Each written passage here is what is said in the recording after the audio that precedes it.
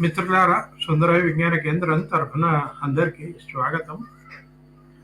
ఈరోజు మనం వెబినార్ ఇటీవల అమెరికా అధ్యక్షుడు డొనాల్డ్ ట్రంప్ ఒక ప్రకటన చేశారు. ఆ ప్రకటన ఏంటంటే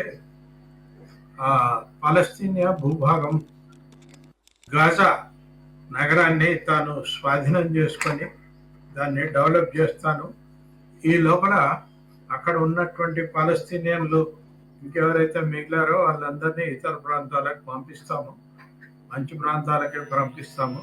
వాళ్ళని పంపించిన తర్వాత ఆ నగరాన్ని నేను డెవలప్ చేస్తాను, ఒక మంచి పర్యాటక కేంద్రంగా తయారు చేస్తాను అని ఒక ప్రకటన చేశాడు.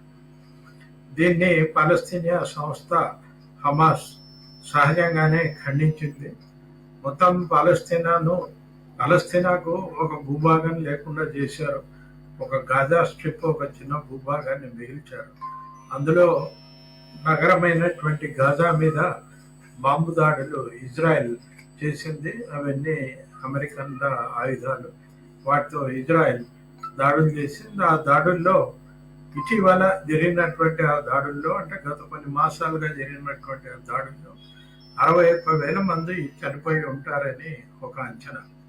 అసలు పాలస్తీనియన్ల సంఖ్యనే ఎంత ఉంటుంది? 2 లక్షలు ఉంటుందా, 3 లక్షలు ఉంటుంది, 20 లక్షలు, 30 లక్షలు ఉంటుంది అనేది అంచనా. అందులో 61,000 మంది చనిపోయారు.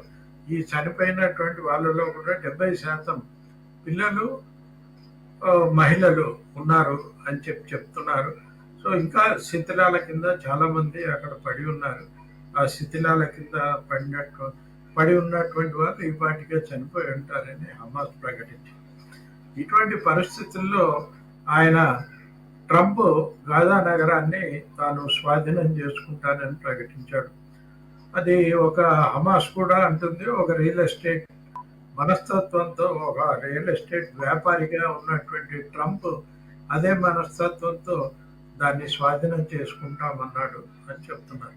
నిజానికి అక్కడ ఉన్నటువంటి సమస్యను పరిష్కరించకుండా, ఇజ్రాయెల్ని కంట్రోల్ చేయకుండా, ఇజ్రాయెల్ పాకిస్తాన్ మీదకి ఉసిగొల్పుతూ దానికి కావలసినటువంటి అన్ని ఆయుధాన్ని సరఫరా చేస్తూ పాలస్తీనియన్లు అనేటువంటి జాతినే ఈ ప్రపంచంలో లేకుండా చేయడానికి ప్రయత్నాలు జరుగుతున్నాయి. అందులో ప్రధాన భూమిక అమెరికా పోషిస్తుంది.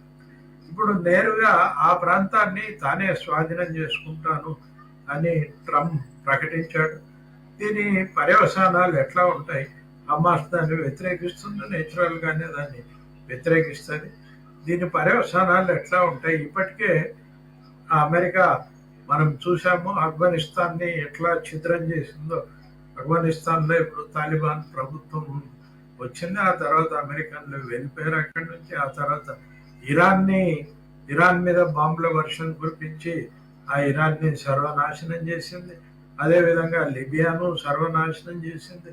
అంతకుముందు వియత్నాంను చాలా కాలం పరిపాలించి, ఫ్రెంచ్ వాళ్ళ తర్వాత అమెరికన్లు వీళ్ళు ఇద్దరు కలిసి పరిపాలించి దాన్ని సర్వనాశనం చేశారు. ఇప్పుడే ఆ దేశం కోలుకుంటుంది. ఆ పరిస్థితి, ఈ చరిత్రనంతా ఇట్లా ఉండగా ఇప్పుడు కొద్ది భూభాగం మాత్రమే పాలస్తీనియన్లకు మిగిలింది. ఆ భూభాగాన్ని కూడా, ఆ నగరాన్ని, గాజా నగరాన్ని తాను స్వాధీనం చేసుకొని డెవలప్ చేస్తాను అని ట్రంప్ అంటున్నాడు. ఒకవేళ నిజంగా అదే జరిగితే దాని పర్యవసానాలు ఎట్లా ఉంటాయి అనేటువంటి అంశం మీద ఈరోజు మనం ఈ వెబినార్ నిర్వహిస్తున్నాము.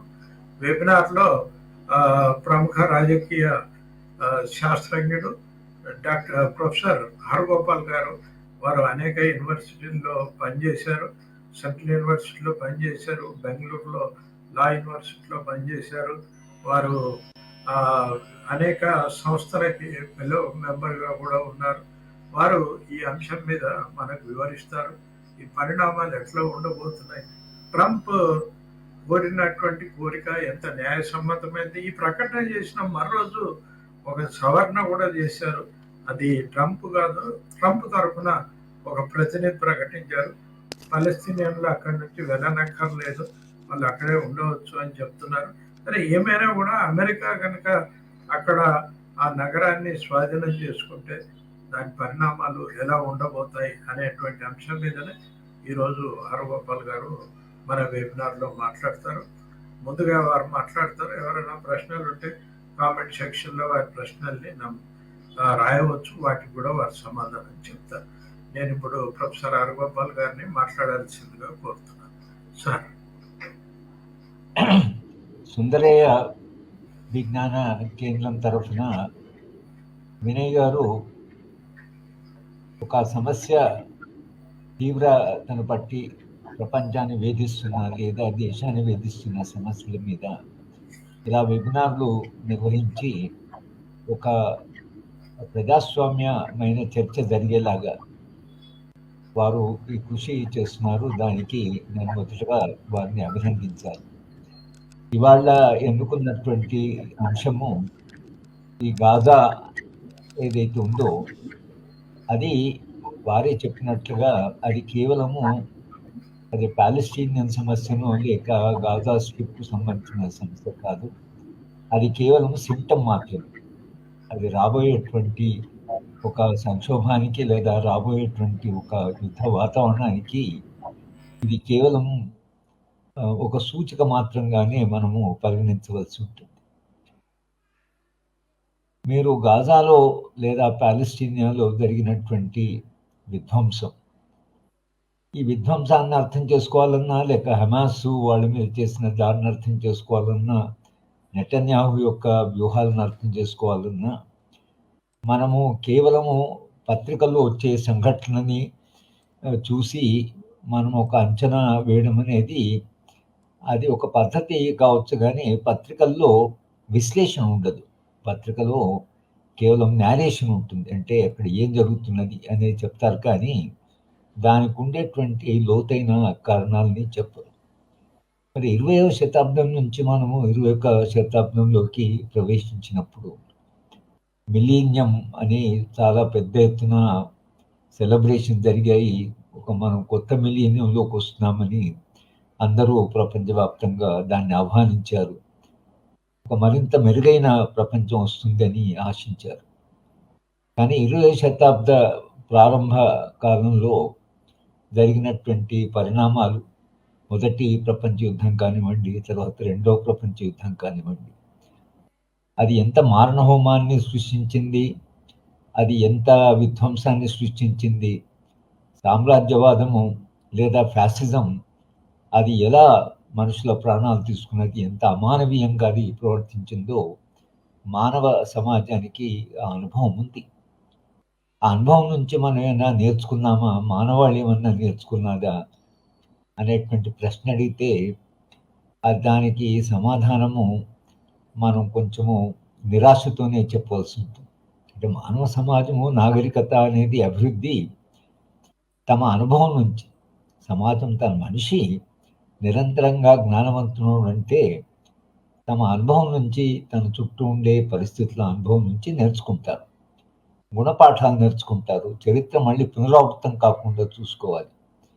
కానీ 20వ శతాబ్దంలో ఉండే కాంటెక్స్ట్ వేరు కావచ్చు, కానీ ఇవాళ మొత్తంగా దేశాల మధ్యన సంబంధాలు, ముఖ్యంగా అమెరికా యొక్క ప్రవర్తన, ట్రంప్ మాట్లాడుతున్న పద్ధతి ఏదైతే ఉందో అది ఒక భయంకరమైనటువంటి భవిష్యత్తు వైపు మనము అలా ఆ దిశగా పోతున్నట్లు మనకు కనిపిస్తున్నది.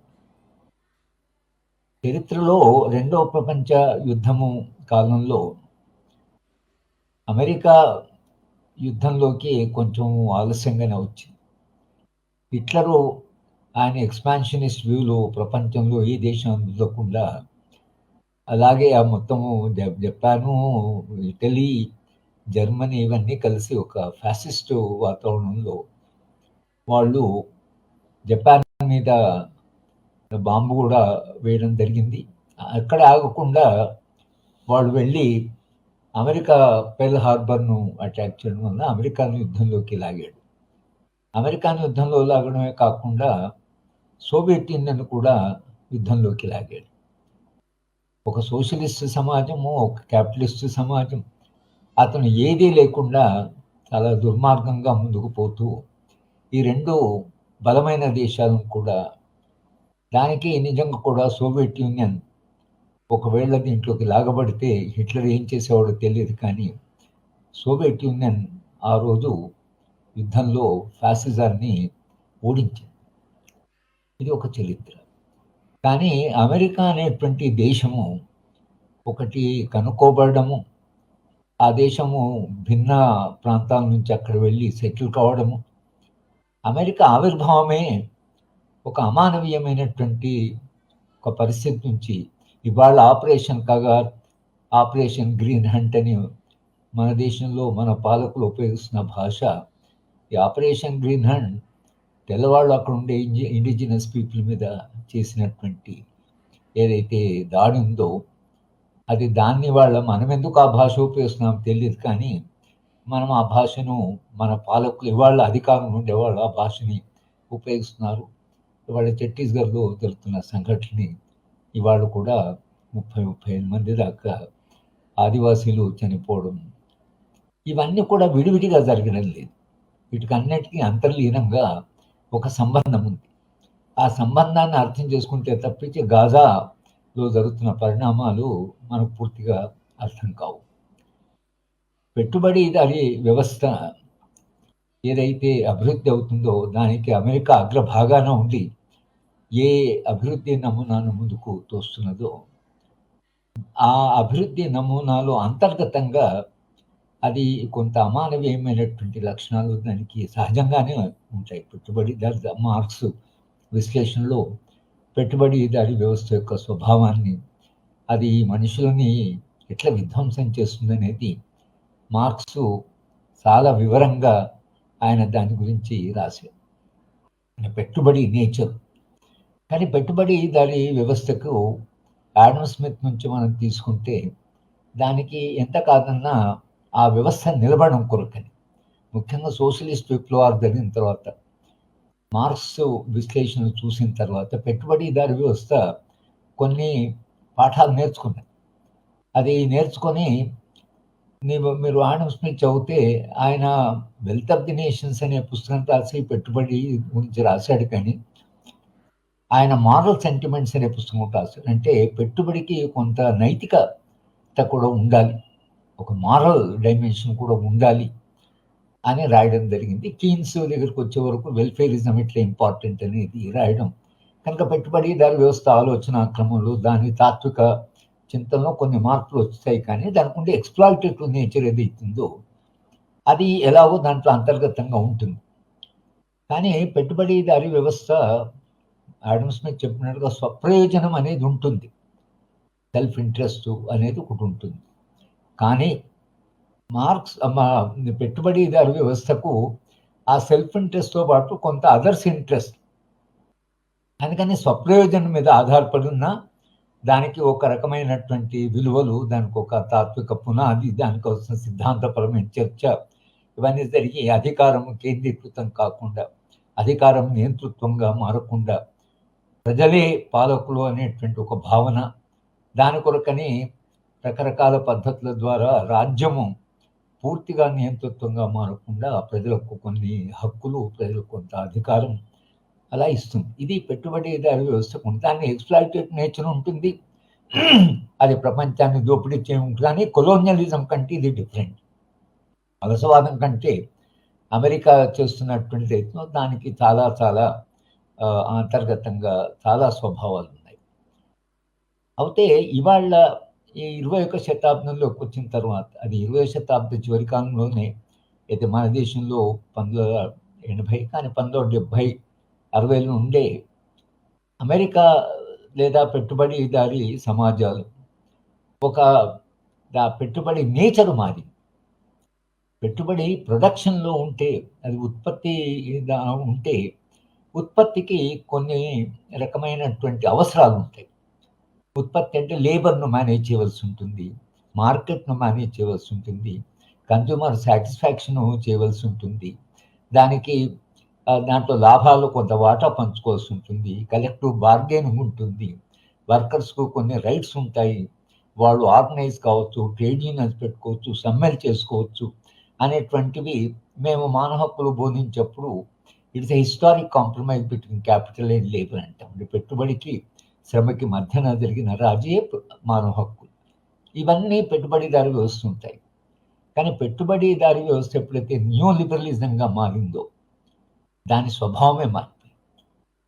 దాని స్వభావం మారిపోయి అది ఫిలసాఫికల్గా మేము యాక్సిమాటిక్ బేస్ అంటాం. అంటే దానికి ఉండే తాత్వికమైన పునాదిని మార్చింది. స్వప్రయోజనం దగ్గర స్వార్థాన్ని తీసుకొచ్చింది. స్వార్థాన్ని తీసుకురావడం కాకుండా స్వార్థం ఒక గొప్ప విలువ అని ప్రతిపాదిస్తున్నారు. స్వార్థపడిన మనిషి నిండైన మనిషి అని అంటున్నది. స్వార్థం లేకుండా ఇతరుల పట్ల జాలి లేకపోతే ఇతరుల పట్ల కన్సర్న్ ఉన్న మనిషి బలహీనుడు అంటుంది. అంటే ఇతరుల పట్ల చూపేటువంటి కన్సర్న్ అందరూ బాగుండాలి అనేటువంటి కన్సర్న్ ఏదైతుందో మనిషి బలహీనత నుంచి వస్తుంది. స్వార్థము మనిషి బలంలో నుంచి వస్తుంది. కనుక ఒక సమగ్రమైన మనిషి అంటే సంపూర్ణంగా స్వార్థపరుడుగా జీవించాలి. ఈ మార్పు ఏదైతే వచ్చిందో ఇవాళ గాజాలో జరుగుతున్న దుర్మార్గము, అక్కడ జరుగుతున్నటువంటి ఏదైతే మొత్తంగా మనుషులను నిర్దాక్షిణ్యంగా చంపడం ఏదైతుందో దాని రూట్స్ ఒక ఎకనామిక్ సిస్టమ్, ఒక న్యూ ఎకనామిక్ సిస్టమ్ ఏదైతే వచ్చిందో దాని ఫిలాసఫీ కానీ దాని వర్కింగ్ నేచర్ కానీ దాని సిస్టమ్ కానీ అది మనిషికి ఉండే సంబంధాన్ని పెట్టుబడిదారు వ్యవస్థలో కొంత మనుషుల మధ్యన కొన్ని సంబంధాలు వాటిని డిఫైన్ చేయడం వేరుంది. ఇక్కడ ఏమంటే మీరు ఏమైనా విధ్వంసం చేయవచ్చు, ఏం చేసినా మీరు. అందుకని ట్రంప్ ఏమంటున్నాడు, అమెరికా ఫస్ట్ అంటే మా దేశ ప్రయోజనాలు మావి, ఎవరికి ఏం నష్టం జరిగినా ఏ దేశానికి ఏం జరిగినా మాకు పట్టలేదు. ఇది ఆ సెల్ఫిష్ అనేటువంటి ఏదైతే బేస్ ఉందో దాంట్లోంచి ఇవాళ మేము స్వార్థపర దేశంగానే ఉంటాం, మా స్వార్థం కొరకే మేము పనిచేస్తాం. ఇవాళ మోడీ గారు వెళ్ళిపోతున్నారు అమెరికా, అక్కడేం మాట్లాడేది ఉండదు. తన స్వార్థం అని ఆయన అన్నాడు కాబట్టి తను డిమాండ్ పెడతాడు. బలమైన నేషను మనం కొంతవరకు వాళ్ళ మీద ఆధారపడినాం అంతర్జాతీయంగా. కనుక అసలు ఇక్కడ వెళ్ళి ఈ మన దేశం ఏదో నెహ్రూ గారు లేకపోతే వాళ్ళు వెళ్ళి మాట్లాడినట్టు కాదు. ఇప్పుడు వాళ్ళు వెళితే వాళ్ళు చెప్పిన మాటలు వినాలి, వాళ్ళ సామాగ్రి కొనాలి, వాళ్ళ యుద్ధ సామాగ్రి కొనాలి. కనుక మనకు ఆ మార్పు ఏదైతే వచ్చిందో ఆ మార్పు మనకు చాలా స్పష్టంగా కనిపిస్తున్నది. కనుక నేచర్ ఆఫ్ ది క్యాపిటల్ ఇది ఫైనాన్షియల్ క్యాపిటల్ అయింది. ప్రొడక్షన్ క్యాపిటల్ నుంచి ఇది ఫైనాన్షియల్ క్యాపిటల్ అయింది. ఫైనాన్షియల్ క్యాపిటల్కి ఏ హద్దులు, దానికి ఏ ప్రమాణాలు అవేమీ ఉండవు. కనుక ఒక నేచర్ ఆఫ్ ది ఎకనామిక్ సిస్టంలో మార్పు వచ్చింది. మొదటి 2 ప్రపంచ యుద్ధాలు కూడా సామ్రాజ్యవాద యుద్ధాలే. కానీ ఇవాళ యుద్ధాలు ఆ విధంగా కాకుండా ఇప్పుడు ఆ యుద్ధాల్లో కూడా కొన్ని ప్రమాణాలు పాటించారు. అప్పటికి ఇంకా ప్రపంచంలో కొంత నాగరిక విలువలు ఉన్నాయి. ఇవాళ మీరు ఇజ్రాయెల్ చేసినటువంటి దాడి ఏదైతుందో వాళ్ళు ఏ ప్రమాణాలు పాటించారు? సాధారణంగా జెనీవా అగ్రిమెంట్ ఉంది, హ్యూమన్ రైట్స్ డెవలప్మెంట్ ఉంది, ఇంటర్నేషనల్ ఆర్గనైజేషన్స్ ఉన్నాయి, అంతర్జాతీయ సంస్థలు ఉన్నాయి. ఆ యునైటెడ్ నేషన్స్ అయితే 2వ ప్రపంచ యుద్ధం తర్వాత అవసరంగా మానవాళి ఏదైతే ఒప్పుకున్నదో మొదటిసారిగా సెక్రటరీ జనరల్, యునైటెడ్ నేషన్ యొక్క సెక్రటరీ జనరల్ని ఇజ్రాయెల్కు రానివ్వన్నాడు.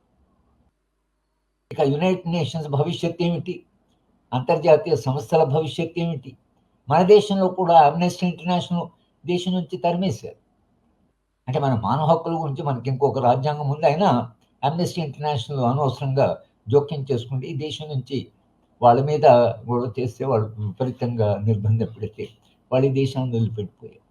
అంటే ఇప్పుడు ఈ అంతర్జాతీయ సమస్యలు ఏవైతున్నాయో WHO నుంచి బయటకు వచ్చాడు ట్రంప్. అంటే వరల్డ్ హెల్త్ ఆర్గనైజేషన్ అది నిజానికి కరోనా తర్వాత వరల్డ్ హెల్త్ ఆర్గనైజేషన్ ఇంకా బలపడవలసింది. ఆయన రావడం కాకుండా అర్జెంటీనా దేశం వాళ్ళు బయటకు వచ్చారు. ఇవాళ ఈ అంతర్జాతీయ సంస్థలు ఏవైతున్నాయో కొన్ని విలువల్ని కాపాడడం కొరకని 2 ప్రపంచ యుద్ధాల తర్వాత వచ్చినటువంటి అనుభవం నుంచి వచ్చిన సంస్థలు ఇవి. ఇవాళ దాదాపు ఒక 100 సంవత్సరాల తర్వాత లేదా 89 సంవత్సరాల తర్వాత ఈ సంస్థలు ఉంటాయా, ఈ సంస్థలు ఉండవా? ఎందుకంటే ఎంత కాదన్నా అమెరికా యొక్క ఫైనాన్షియల్ కాంట్రిబ్యూషన్ ఈ సంస్థలకు చాలా ఉంది.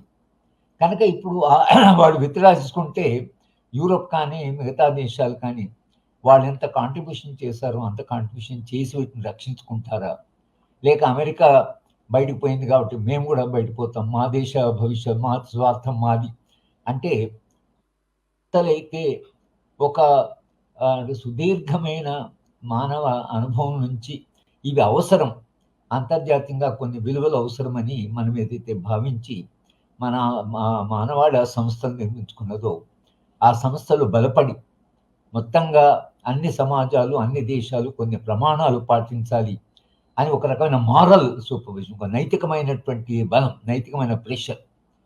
చాలా సందర్భాల్లో ఈ యునైటెడ్ నేషన్స్ బలమేమిటి, దానికి ఆర్మీ లేదు, వాళ్ళు ఏం చేస్తారు అంటే మారల్, అది ఒక నైతికత. వాళ్ళు ఏమంటారంటే ఒక దేశం మానవ హక్కుల్ని ఒకవేళ వాళ్ళు ఉల్లంఘిస్తే మీరేం చేస్తారు అనే ప్రశ్న అడిగినప్పుడు నేమింగ్ అండ్ షేమింగ్ అంటారు. అంటే భారతదేశంలో మానవ హక్కులన్నీ పోతున్నాయి అని అంతర్జాతీయ యునైటెడ్ నేషన్ కలిసినప్పుడు అన్ని దేశాలు కలుస్తున్నప్పుడు చర్చలో ప్రతి దేశం కూడా తన ఇమేజ్ కాస్త బాగుండాలి అనే ప్రయత్నంలో భాగంగా కొంత మానవ హక్కుల్ని కాపాడడం, అక్కడ వెళ్ళి గర్వంగా మేము మా దేశంలో మానవ హక్కుల్ని కాపాడుతున్నాం, అదంతా పోయింది. ఈ సున్నితత్వం ఇదంతా పోయింది. మేము చంపుతాం. ఇజ్రాయిల్ అనే దేశము అది పుట్టుకలోనే చాలా దుర్మార్గంగా పుట్టింది. ఎప్పుడో పాతకాలంలో కొన్ని వేల సంవత్సరాలకు తమ గురువు లేదా తమ ప్రాఫిట్ ఎవరైతున్నారో అక్కడ పుట్టాడని వీళ్ళందరూ భిన్న దేశాల్లో ఉన్నటువంటి జ్యూస్ నందరినీ జర్మనీలో జరిగినటువంటి వాళ్ళ మీద దాడి, జ్యూస్ సాధారణమైనటువంటి నిర్బంధం కాదు, అమానవీయంగా వాళ్ళని ట్రీట్ చేశారు, లక్షలాది మందిని చంపారు. ఇవాళ ఇజ్రాయిల్లో ఉండేటువంటి జ్యూస్ వాళ్ళ గత చరిత్ర వాళ్ళకి జ్ఞాపకం ఉందా లేరా? వాళ్ళ మీద హిట్లర్ చేసినటువంటి ఏదైతే వాయిలెన్స్ ఉందో, హింస ఉందో, దానికి ప్రతీకారంగా ఎవరి మీద వీళ్ళు ప్రతీకారం తీసుకుంటున్నారు? తమను వేధించిన వాళ్ళు కానీ, తమ వాళ్ళని హత్య చేసిన వాళ్ళు కానీ, తమను నిరాశ్రయ చేసిన వాళ్ళు కానీ కాకుండా ఇస్లామిక్ దేశాలకి నిజానికి ఇజ్రాయిల్లో ఉండే జ్యూస్కు జరిగిన దానికి ఏం సంబంధం లేదు. కానీ వాళ్ళ ఏదైనా ఒకవేళ రివెంజ్ అనేది ఉంటే ఇవాళ రివెంజ్ ఎవరు మీద తీసుకుంటున్నారు? మీకు అన్యాయం చేసిన వాళ్ళ మీద కాకుండా. అమెరికా అప్పటికే అది బలపడుతున్నది కాబట్టి ఆయిల్ రిచ్ కంట్రీస్, ఇస్లామిక్ దేశాలు ఒక పాపం వాళ్ళ విషాదం ఏంటంటే ఎట్లయితే వాళ్ళ బస్తర్లో ఆదివాసీలు లేదా మన దేశంలో ఉండే ఆదివాసీల యొక్క విషాదం ఏంటంటే వాళ్ళ కాళ్ళ కింద సంపద ఉంది, ఇవాళ పాలకుల సంపద కావాలి. అక్కడ జీవిస్తున్నటువంటి ఆదివాసులు ఏమవుతారనేటువంటి ఎవరికి పట్టి లేదు. మేము చంపైనా మేము అక్కడ తీసుకుంటాము, ఇదే పద్ధతి. ఆయిల్ రిచ్ కంట్రీస్ కావడంతో ఆయిల్ అక్కడ ఉంది. ఇవాళ ఆయిల్ యొక్క అవసరం, ఆయిల్ లేకుండా ఏ ఆర్థిక వ్యవస్థ కూడా పనిచేయనటువంటి ఒక దశకు మనం వచ్చాం. కనుక వాళ్ళు ఆ ఇస్లామిక్ కంట్రీస్ ఏవైతున్నో వాటి మధ్యన ఒక శత్రువును సృష్టించి కూర్చున్నారు. చాలా దూరమే ఆలోచించారు వీళ్ళు. ఎందుకంటే ఇస్లాం ఒక నాగరికగా అది పెట్టుబడిదారి వ్యవస్థను అది అంగీకరించదు. అది ఎందుకో ఐడియాలజికల్గా వాళ్ళ మతపరంగా ఇంకా వాళ్ళకి చాలా బలమైనటువంటి మత ప్రభావం వాళ్ళ మీద ఉంది. కనుక వాళ్ళు అంటే మీరు ఇంట్రెస్ట్ తీసుకోవద్దు, వడ్డీ తీసుకోవద్దు. అసలు వడ్డీ అనేది క్యాపిటలిజానికి చాలా ఇరుసు లాంటిదే. వడ్డీ తీసుకోవద్దు. సంపదలో ఒక 1/6 భాగం మీరు వేరే వాళ్ళకు పంచాలి. ఇస్లాంలో కొన్ని వాళ్ళ సూత్రాలు ఉన్నాయి. ఒక ఇస్లామిక్ కంట్రీ మన యూనివర్సిటీ గ్రాంట్స్ కమిషన్కి 100 కోట్లు పంపించి ఇంట్రెస్ట్ వడ్డీ లేనటువంటి, వడ్డీ తీసుకున్నటువంటి బ్యాంకులో పెట్టాలన్నారు. మన దేశంలో అటువంటి బ్యాంక్ ఏది లేదు. కనుక 100 కోట్లు మళ్ళీ వెనక్కి పంపవలసి వచ్చింది. ఇది ఇస్లామిక్ దేశాలకు ఉండేటువంటి ఒక క్యారెక్టర్. వాళ్ళు ఇంకా ఐడియాలజికల్గా అమెరికా లాంటి ఇంపీరియలిజాన్ని వాళ్ళు భిన్న ఐడియాలజికల్గా ఒక పోల్ ఉన్నారు ఇస్లామిక్ దేశం. కనుక ఆ ఇస్లామిక్ దేశాలు యొక్క మధ్యన ఒక శత్రువును సృష్టించి దాన్ని మొదటి నుంచి దాన్ని పెంచి పోషించి దాన్ని వాళ్ళు ఇంత బలమైన దేశంగా మార్చిన మొత్తము ఏదైతుందో అది అమెరికా వాడు చేసినటువంటి. కనుక దానికి విపరీతమైన ఆయుధాలు వాళ్ళు నిజంగా ఇజ్రాయెల్ ఏదైతుందో అది డిఫెన్స్ ప్రొడక్షన్లో కానీ అది విపరీతమైనటువంటి ఒక అంటే ఒక దేశంగా దానికి వీళ్ళు అమెరికా వాళ్ళు వెనక్కి నిలబడి వాడిని చేశారు. కనుక అన్ని ఇస్లామిక్ దేశాలు చుట్టూ ఉన్నాయి, ఇజ్రాయెల్ దాని మధ్య ఉంది. ఇజ్రాయెల్ నిరంతరంగా ఒక థ్రెట్గా మారింది ఇస్లామిక్ దేశాలన్నీ. కానీ పాపం విషాదంగా ఈ పాలస్తీనియన్ ప్రాంతం ఏదైతుందో అక్కడ వాళ్ళ గురువు ఎవరో పుట్టారని భిన్న ప్రాంతాల్లో ఉండేటువంటి జ్యూస్ని అందరినీ తీసుకొచ్చి ఆ జ్యూస్ని ఇక్కడ ఒక పాలస్తీనియన్ ప్రాంతంలో వాళ్ళందరినీ తీసుకొచ్చి అక్కడ పెట్టి అక్కడ నివసిస్తున్నటువంటి వాళ్ళు కొన్ని వందల సంవత్సరాలుగా అక్కడ నివసిస్తున్నటువంటి పాలస్తీనియన్స్ వాళ్ళు ఆ మొత్తం ప్రాంతాన్ని ఆక్రమించుకుంటే వాళ్ళు పాపం ఒక భూమి లేకుండా నిలబడడానికి స్థలం లేకుండా వాళ్ళు పాపము ఈ గత అంటే మేబీ ఒక 70-80 నుంచి పోరాటం చేస్తున్నారు. ఆ పోరాటము భిన్న రూపాల్లో చేస్తున్నారు. తమను తాము తమ అస్తిత్వాన్ని కాపాడుకోవడానికి. పాలస్తీనియా వాళ్ళు చేయనటువంటి పోరాటం లేదు, చేయనటువంటి త్యాగాలు లేదు. యాసర్ అరాఫత్ ఆయన ఆ దేశాన్ని, దాని అస్తిత్వాన్ని, దాన్ని కాపాడుకోవడానికి విపరీతమైనటువంటి వాళ్ళు పోరాటాలు చేస్తున్నారు. 1960లో యాసర్ అరాఫత్ భారతదేశం మొదటి నుంచి పాలస్తీనియా వైపు, వాళ్ళకి అన్యాయం జరిగిందని మనం అంటున్నాం. నెహ్రూ గారి కాలం నుంచి మనం ఆ మాట అంటున్నాం. వాళ్ళ వైపు నిలబడ్డాం. తర్వాత మన ఉస్మాన్ యూనివర్సిటీ యాసర్ అరాఫత్కి ఆనరీ డాక్టరేట్ ఇచ్చింది. నేను కూడా దర్శనం చేశాను. ఆయన తన భాషలో మాట్లాడు, చాలా అద్భుతంగా మాట్లాడాడు. వాళ్ళు ఎంత ప్రేమాస్పదమైన మనుషులు, వాళ్ళు ఎంత మంచివాళ్ళకి వాళ్ళ ప్రవర్తన చూస్తే, ఆయన ఆనరీ డాక్టరేట్ ఇచ్చిన తర్వాత ఉస్మాన్ యూనివర్సిటీ వైస్ ఛాన్సలర్ని బిగ్గరగా ముద్దు పెట్టుకున్నాడు కాన్వకేషన్. చాలా ఎమోషనల్గా మాట్లాడాడు. ఆ యాసర్ అరాఫత్ బ్రతికున్నంతకాలం నిరంతరంగా ఇజ్రాయెల్తో ఒక ఘర్షణ నడుస్తూనే ఉంది. కానీ ఆ ఘర్షణలో అంతర్జాతీయంగా ఎంత కాదన్నా పాలస్తీనియా వైపు అంతర్జాతీయ అభిప్రాయం కానీ, అంతర్జాతీయ సానుభూతి కానీ దేశానికి ఉన్నది. యునైటెడ్ నేషన్లో కూడా వాళ్ళు రికగ్నైజ్ చేయడం కానీ, యునైటెడ్ నేషన్స్ వాళ్ళ వైపు నిలపడం కానీ చేసింది. కానీ మార్పు ఎక్కడొచ్చింది? మార్పు ఎక్కడొచ్చిందంటే, ఎప్పుడైతే క్యాపిటలిజం న్యూ లిబరలిజంగా మారిందో, మా దేశం, మా లాభాలు, మా అభివృద్ధి అనేటువంటి ఎప్పుడైతే మారిన తర్వాత వాళ్ళు మొత్తంగా ప్రపంచవ్యాప్తంగా ఒక యుద్ధ వాతావరణం కావాలి. ఈ యుద్ధ వాతావరణం ఎందుకు కావాలి అనడానికి అమెరికా యొక్క ఆర్థిక వ్యవస్థ చాలా వరకు ఆయుధాల మీద ఆధారపడింది. ఆయుధాలు అమ్మడం వాళ్ళకు చాలా పెద్ద ఎకానమీ. నిజంగా ఆయుధాలు అమ్మకపోతే అమెరికా ఎకానమీ కొలాప్స్ అవుతుంది. ఇది మనం స్పష్టంగా అర్థం చేసుకోవాలి. మేము అమెరికా వెళ్ళినప్పుడు మెక్డొనాల్డ్ అండ్ డగ్లస్ కంపెనీ అప్పటికి F-16 విమానాలను ప్రొడ్యూస్ చేస్తున్నారు. ఇప్పుడు F-18 కానీ అప్పుడు F-16 ప్రొడ్యూస్ చేస్తున్నారు. సరే, మేము ఆ కంపెనీ మా హోస్ట్ ఎవరుతున్నారో వాళ్ళు అక్కడికి తీసుకెళ్తే వాళ్ళు మాకు లంచ్ ఇచ్చారు. మేము 6 మంది ఉన్నాం దాంట్లో.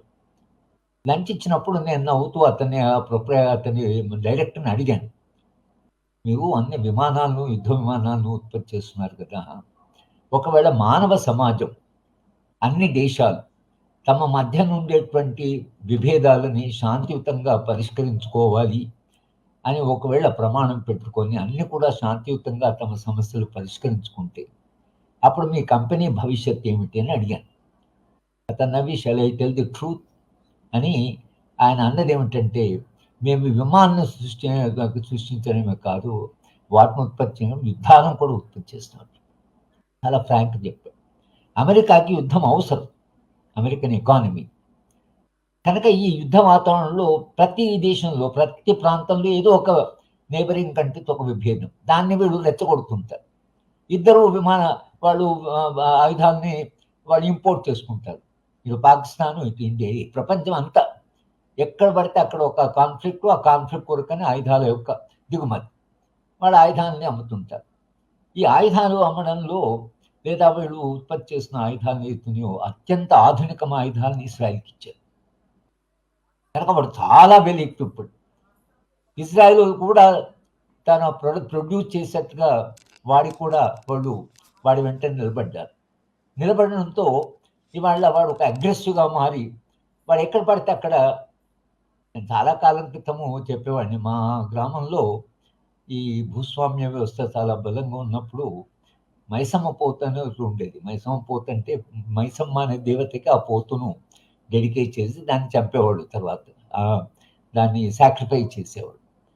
ఆ పోతుని ఎవరు ఏమనకూడదు ఊళ్ళో, అది ఎవరి పొలంలో పడి తిన్నా ఏమనకూడదు, అది దేవతకు సంబంధించినది అని. అది పోతుంటే అన్ని మిగతా పశువులన్నీ భయపడేవి. ఇవాళ ఈ మైసమ్మ పోతులాగా ఒక సామ్రాజ్యవాద దేశం, ప్రపంచం, మేము ఎక్కడైనా పోతాం, మేము ఎక్కడైనా చేస్తాం అనేటువంటి స్థితికి వచ్చేసింది. దాంట్లోంచే ట్రంప్ పుట్టుకొచ్చారు. లేకపోతే ఆయన వ్యక్తిగత జీవితం కానీ, ఆయన వ్యక్తిగత వ్యాపారం కానీ, ఆయన యొక్క ప్రవర్తన కానీ, ఆయన విలువలు కానీ ఏది కూడా మనం హర్షించలేము. ఆయన భాష, ఆయన భావ వ్యక్తీకరణ, ఆయన ఆయన ఆయన ప్రవర్తించే పద్ధతి ఏంటి అసలు? అమెరికా లాంటి దేశం 220 ఏళ్ల డెమోక్రసీతో ఇటువంటి నాయకుడిని ఉత్పత్తి చేశాడేమిటి? అంటే అది వాళ్ళకుండే ఆర్థిక వ్యవస్థ అవసరం అది. ఇటువంటి వాడే కావాలి వాడు. ఏ విలువలు లేకుండా, ఏ వాల్యూస్ లేకుండా, నేను ఏదైనా చేస్తాను. వినయ్ కుమార్ గారు చెప్పినట్టు ఇప్పుడు గాజాను చేసే విధ్వంసం చేశారు. అక్కడ హాస్పిటల్ మీద బాంబులు వేశారు, హాస్టల్స్ మీద బాంబు వేశారు, పిల్లల స్కూళ్ళ మీద బాంబులు వేశారు. అది ఎన్ని రకాల విధ్వంసం చేయాలనో మొత్తంగా దాన్ని పూర్తిగా విధ్వంసం చేశారు. విధ్వంసం చేయడంలో ఏ ప్రమాణాన్ని పాటించలేదు. పిల్లలని కాకుండా మహిళలని కాదు. చెప్పింది ఏంటంటే హమాస్ మా మీద దాడి చేశారు. హమాస్ దాడి చేయడం మనం కూడా ఖండించాం. అలా చేయవలసింది కాదని మనం కూడా అన్నాం. కానీ హమాస్ దాడి అనేటువంటి ఒక ప్రిటెక్స్ట్ మీద ఇవాళ వాడు చేస్తున్నటువంటి యుద్ధం ఏంటో చివరికి ఎక్కడికి వచ్చారంటే పాలస్తీనియన్ దేశము, అసలు ఆ దేశమే అనవసరం, ఈ గాజా స్ట్రిప్ ఏదైతుందో అక్కడ మొత్తం విధ్వంసం జరిపోయింది. బిల్డింగ్లు, హాస్పిటల్, స్కూల్ అని కూలిపోయాయి. ఇవాళ ట్రంప్ ఏమంటే కొంతమంది పాలస్తీనియన్ మిగిలారు, వాళ్ళని ఏదో కొన్ని దేశాలు అక్కడ అవుతాయి, పక్కకి ఇస్లామిక్ దేశాన్ని అక్కడ పంపించేస్తాం. ఎందుకు పంపిస్తామంటే దాన్ని పునర్నిర్మాణం చేయాలి. విధ్వంసం చేసిన ఎవరు? కానీ దాన్ని పునర్నిర్మాణం చేయాలి. కనుక అక్కడ అభివృద్ధి మేమే చేస్తాం, కనుక మేము దాన్ని ఆక్యుపై చేసుకుంటాం. పోనీ నిజంగానే ఒక గాజా మీద అటువంటి కాదు, పక్కకుండే కెనడా దేశాన్ని మా దేశంలో మీరు చేరండి, మీ 51 రాష్ట్రంగా మా దేశంలో చేర్చుకుంటాం. మెక్సికోను భయపెడుతున్నాడు, పక్కకున్న మెక్సికో భిన్న దేశాన్ని భయపెడుతున్నాడు. భిన్న దేశాలకు చాలా మా ఇంట్రెస్ట్ చూసుకుంటాం కాబట్టి మా ఇంట్రెస్ట్కు మీరు సహాయం చేస్తే మీరు మా స్నేహితులు, ఏమాత్రం మాకు సహాయం చేయకున్నా మీరు మాకు శత్రువులు అనేటువంటి పద్ధతి దాకా వచ్చింది. కనుక భిన్న దేశాలు అన్నీ భయపడుతున్నాయి ఇవాళ. తర్వాత తాను ఏమన్నాడు, నేను అక్కడ వస్తూనే ఇజ్రాయెల్ చేసే యుద్ధాన్ని ఆపుతా అన్నాడు. ఆపడం దేని కొరకంటే అక్కడ ఉండే పాలస్తీనియన్లని మీరు భిన్న దేశాల్లో పోయి ఆ గాజా స్ట్రిప్ను తాను ఇజ్రాయెల్ బదులుగా తానే దాన్ని అక్కడ చేతితో తీసుకొని అక్కడ మేము ఇప్పుడు డెవలప్ చేస్తా అంటున్నాడు. అంటే ఇది ఇక్కడ ఆగుతుందా? పోనీ పాలస్తీనియన్ దగ్గరనే ఆగుతుందా? ఆగదు. ఇది కేవలం బిగినింగ్ మాత్రమే. అమెరికాకు ఉండేటువంటి వాళ్ళ సెల్ఫ్ ఇంట్రెస్ట్ ఏదైతుందో, లేదా వాళ్ళ ఆర్థిక వ్యవస్థ ఏదైతుందో అది చాలా సంక్షోభంలో ఉంది. కనుకనే అమెరికన్ డెమోక్రసీ కూడా సంక్షోభం. చాలా కాలంగా నామ్ చామ్స్కీ దాదాపు 30 పుస్తకాలు రాశాడు. మీరు ఆయన పొలిటికల్ ఎకానమీ, హ్యూమన్ రైట్స్ అని 2 వాల్యూమ్స్ రాశాడు. ప్రపంచంలో రక్తపు టేర్లు పారించి విపరీతంగా ప్రాణ నష్టం కలిగించిన దేశం అమెరికా అని రాశాడు. ఆ పుస్తకాన్ని బ్యాన్ చేశారు. ఆయన కోర్టులో కొట్లాడి ఆ పుస్తకాన్ని దాని నుండే బ్యాన్ లిఫ్ట్ చేయించుకున్నాడు. ఆయన నిరంతరంగా రాస్తున్న ఇది కార్పొరేట్ డెమోక్రసీ, ఇది నిజమైన ప్రజాస్వామ్యం కాదు, అమెరికా ప్రజల యొక్క ఆధారం మీద, ప్రజల యొక్క అభిప్రాయం మీద నడవదు, ఇది కేవలం కార్పొరేట్ మీద నడుస్తుంది. ఈ కార్పొరేట్ వ్యవస్థలో మార్పు వచ్చింది. వాడు లాభాలు ఏ రూపంలో అయినా చేసుకుంటాం. చెప్పిన సర్ప్లస్ వాల్యూ థియరీ కాదు, ఏ రూపంలో అయినా మేము చేసుకుంటాం. మేము అడ్డంకులు లేకుండా ఏ అడ్డంకులను తొలగిస్తాం అని స్పష్టంగా చెప్పి వాళ్ళు ఈ కార్పొరేట్ వ్యవస్థ యొక్క స్వభావం కూడా మారడం వల్ల దాంట్లో నుంచి పుట్టుకొచ్చిన వాడు. ఈయన రియల్ ఎస్టేట్లో ఉన్నాడు ట్రంప్. ఆయన యొక్క ప్రపంచవ్యాప్తంగా వ్యాపారము ఉంది. ఆయన చేసే వ్యాపారాలకు ఆయన ఇప్పుడు ప్రమాణాలు పాటించడు, వ్యక్తిగతమైనటువంటి విలువలు పాటించడు. ఇట్లా ఒక దేశము, ఇంత బలమైన దేశము, ఇంత ప్రపంచంలో బాగా అత్యంత సంపన్నమైన దేశము, ఒక 200 ఏళ్ళ నుంచి ఒక ప్రజాస్వామ్య వ్యవస్థ ఉన్న దేశములో ఒక ట్రంప్ లాంటి వాడు ఎట్లా పుట్టుకొచ్చాడు? అది అంటే చారిత్రక పరిస్థితి లేకుండా వ్యక్తులు రారు. ట్రంప్ ఒక అబిరేషన్ కాదు, ట్రంప్ ఒక logical product of an economic system. అమెరికాలో ఉండేటువంటి కార్పొరేట్ వ్యవస్థ స్వభావం కూడా మారింది. ఇప్పుడు లాభాలు చేసుకుని తప్పించి వేరే ఏ ప్రమాణాలు లేకుండా వాళ్ళు విచ్చలవిడిగా ప్రపంచాన్ని దోచుకుంటాం అనేటువంటి దగ్గరికి వచ్చేసారు. కనుక ప్రపంచాన్ని మేము దోచుకుంటామనేది అంతకుముందు దాన్ని కొంత సోఫిస్టికేటెడ్, ఇప్పుడు అదేం లేదు, చాలా నగ్నంగా చెప్తున్నారు, మేము దోచుకుంటాం. మాకు బస్తర్లో ఉండే ఖనిజాలు ఇస్తారా లేదా, ఇలా జార్ఖండ్లో ఉండే ఖనిజాలు ఇస్తారా లేదా, ఇవ్వకపోతే మేము చూస్తాం మీ సంగతి అని ఇలా అనే భాషకు వచ్చేసింది. కనుక ఇవాళ పెట్టుబడిదారీ వ్యవస్థలో వచ్చిన మార్పు ఏదైతుందో, ఆ మార్పు నుంచి ట్రంప్ పుట్టుకొచ్చాడు. ట్రంప్ అక్కడుండే ఆర్థిక ప్రయోజనాలు లేకపోతే అక్కడుండే కార్పొరేట్ వ్యవస్థకు ఏదైనా చేసి నేను వాళ్ళకి నేను లాభాలు చేకూరుస్తాను కనుక కార్పొరేట్ వ్యవస్థ ఆయనను మళ్ళీ రెండోసారి గెలిపించినప్పుడు ఆయన మొదటి నుంచి మాట్లాడుతున్న భాషే వేరు. ఈసారి ఆయన మొదటి నుంచి అగ్రెసివ్ ఉన్నాడు. ఎన్నికల్లో చెప్తూ వచ్చాడు. ఎన్నికల్లో ఆయన గెలుస్తూనే ఆయన చెప్పినవి ఏవైతున్నాయో ఆయన అమలు పరుస్తున్నాడు. మరి అమెరికాలో ఉండేటువంటి ప్రజాస్వామ్యవాదులు కానీ అమెరికాలో ఉండేటువంటి శక్తులు ఏవైతున్నాయి ఎవరు కూడా ఆయన ఏం చేయలేకపోతున్నారు. ఇది ఇవాళ ట్రంప్కు విచ్చలవిడి అధికారాలు ఉన్నాయి. ఆ విచ్చలవిడి అధికారం నుంచి వాళ్ళ ఆయన ఏమంటే నేను గాజాను మనందరూ కూడా పోన్లే వాడు గాజానే అంటున్నాడు, ఇక్కడ ఏదో గాజా ఎక్కడ ఉందని ఒకవేళ మన దేశంలో ఉండేటువంటి వామపక్షవాదులు కానీ లేదా ప్రజాస్వామ్యవాదులు కానీ అది మనకు సంబంధించిన సమస్య కాదని అనుకుంటే అక్కడ ఇది ఆగదు. దాని నేచరే అటువంటిది, అది అలా పోతూనే ఉంటుంది ముందుకు. దీనికి పోనీ second world war first world లేదా రెండవ ప్రపంచ యుద్ధం తర్వాత సోవియట్ యూనియన్ ఉండేది, ఒక ఆల్టర్నేటివ్ ఐడియాలజీ ఉండేది, ఒక ఆల్టర్నేటివ్ ప్రాపంచిక దృక్పథం ఉండేది. మానవ నాగరికత విషాదం ఏంటంటే సోవియట్ యూనియన్ కొలాప్స్. ఇవాళ ఒక బలమైనటువంటి దేశం ఒక ప్రత్యర్థిగా ఉండి ప్రపంచంలో ఒక బ్యాలెన్స్ మెయింటైన్ చేసింది సోవియట్ యూనియన్. సోవియట్ యూనియన్ కోల్పోవడం వల్ల సోవియట్ ప్రజలకి ఏం నష్టం తెలియదో కానీ ప్రపంచానికి చాలా నష్టం తెలియదు. ఇవాళ ఎదుర్కొనేవాడు కానీ ప్రశ్నించేవాడు కానీ చైనా ఒక రకంగా అదొక శక్తిగానే ఎదిగింది. కానీ చైనా ఎదిగినా చైనా కూడా ఇదే ఆర్థిక వ్యవస్థలో ఉంది. ఓకే, అమెరికన్ ఆర్థిక వ్యవస్థ లాగానే చైనా ఆర్థిక వ్యవస్థ. చైనా కొంత ప్రొడక్షన్ మీద ఆధారపడింది, అమెరికా ఫైనాన్షియల్ క్యాపిటల్ మీద ఆధారపడింది. కానీ చైనా కూడా తన ప్రయోజనాన్ని కాపాడుకోవడం కొరకని తాను కూడా అమెరికాతో రాజీ పడడము లేకపోతే అమెరికాతో కాంప్రమైజ్ చేయడం అనేటువంటిది అమెరికా వాళ్ళు కూడా చైనానే. కానీ చైనా అమెరికాలో జరిగే చాలా ఉత్పత్తికి చైనా నుంచి రా మెటీరియల్ పోతుంది, చైనా నుంచి చీప్ కన్జ్యూమర్ గుడ్స్ పోతాయి. చాలా అగ్రెసివ్గా ఆయన మాట్లాడిన ఇవాళ చైనా విషయంలో మళ్ళీ తగ్గాడు. ఇది కార్పొరేట్ అవసరం, ఇది అమెరికన్ ప్రజల అవసరం, ఇది కార్పొరేట్ అవసరం. కార్పొరేట్ ట్రంప్కు చెప్పినంటే నువ్వు చైనా మీద పెడితే మా ఉత్పత్తి ఇక్కడ దెబ్బతింటుంది. మా బంధువు అబ్బాయి అక్కడ ఒక ఎలక్ట్రానిక్ కంపెనీని ఎగ్జిక్యూటివ్ ఉన్నాడు. ఆ అబ్బాయి మొన్న వచ్చినప్పుడు చెప్తున్నాడు వాళ్ళ కంపెనీ చిప్స్ ఏదైతే ప్రొడ్యూస్ చేస్తుంది కంప్లీట్ రా మెటీరియల్ చైనాని. ఆయన అంటున్నాడు చైనాతో ఏమాత్రం ఇతను పెట్టుకున్నా ఒకవేళ ఈ చిప్స్ ఆపి మా కంపెనీ మూసేయాలి. ఇది అమెరికా. కనుక చైనా మీద వాళ్ళు డిపెండ్ ఉన్నారు, చైనా కూడా వాళ్ళ మీద డిపెండ్ ఉంటుంది. ఎందుకంటే చాలా ఎక్స్పోర్ట్ చేస్తారు. వాళ్ళ వ్యాపారంలో అమెరికాతో చాలా పెద్ద వ్యాపారం నడుస్తుంది. కనుక చైనా అమెరికా వాళ్ళ ప్రయోజనాల కొరకు వాళ్ళు ఏం రాజీ పడతారో ఏం అవగాహనకు వస్తారో అది మనం అది కూడా చాలా దగ్గరగా చూడవలసిన అంశం. అమెరికాకు చైనాకు దొరుకుతున్నటువంటి ఈ లావాదేవీలు అయితే వాటిని కూడా మనం సరిగా చూడవలసింది. ఇక మన దేశం లాంటి దేశము ఏదైతే పాలస్తీనియా వైపు నిరంతరంగా నిలబడి అంతర్జాతీయంగా ఆ దేశం యొక్క స్వేచ్ఛ కొరకు ఆ దేశం యొక్క న్యాయం కొరకు మనం మాట్లాడుతూ వచ్చాం.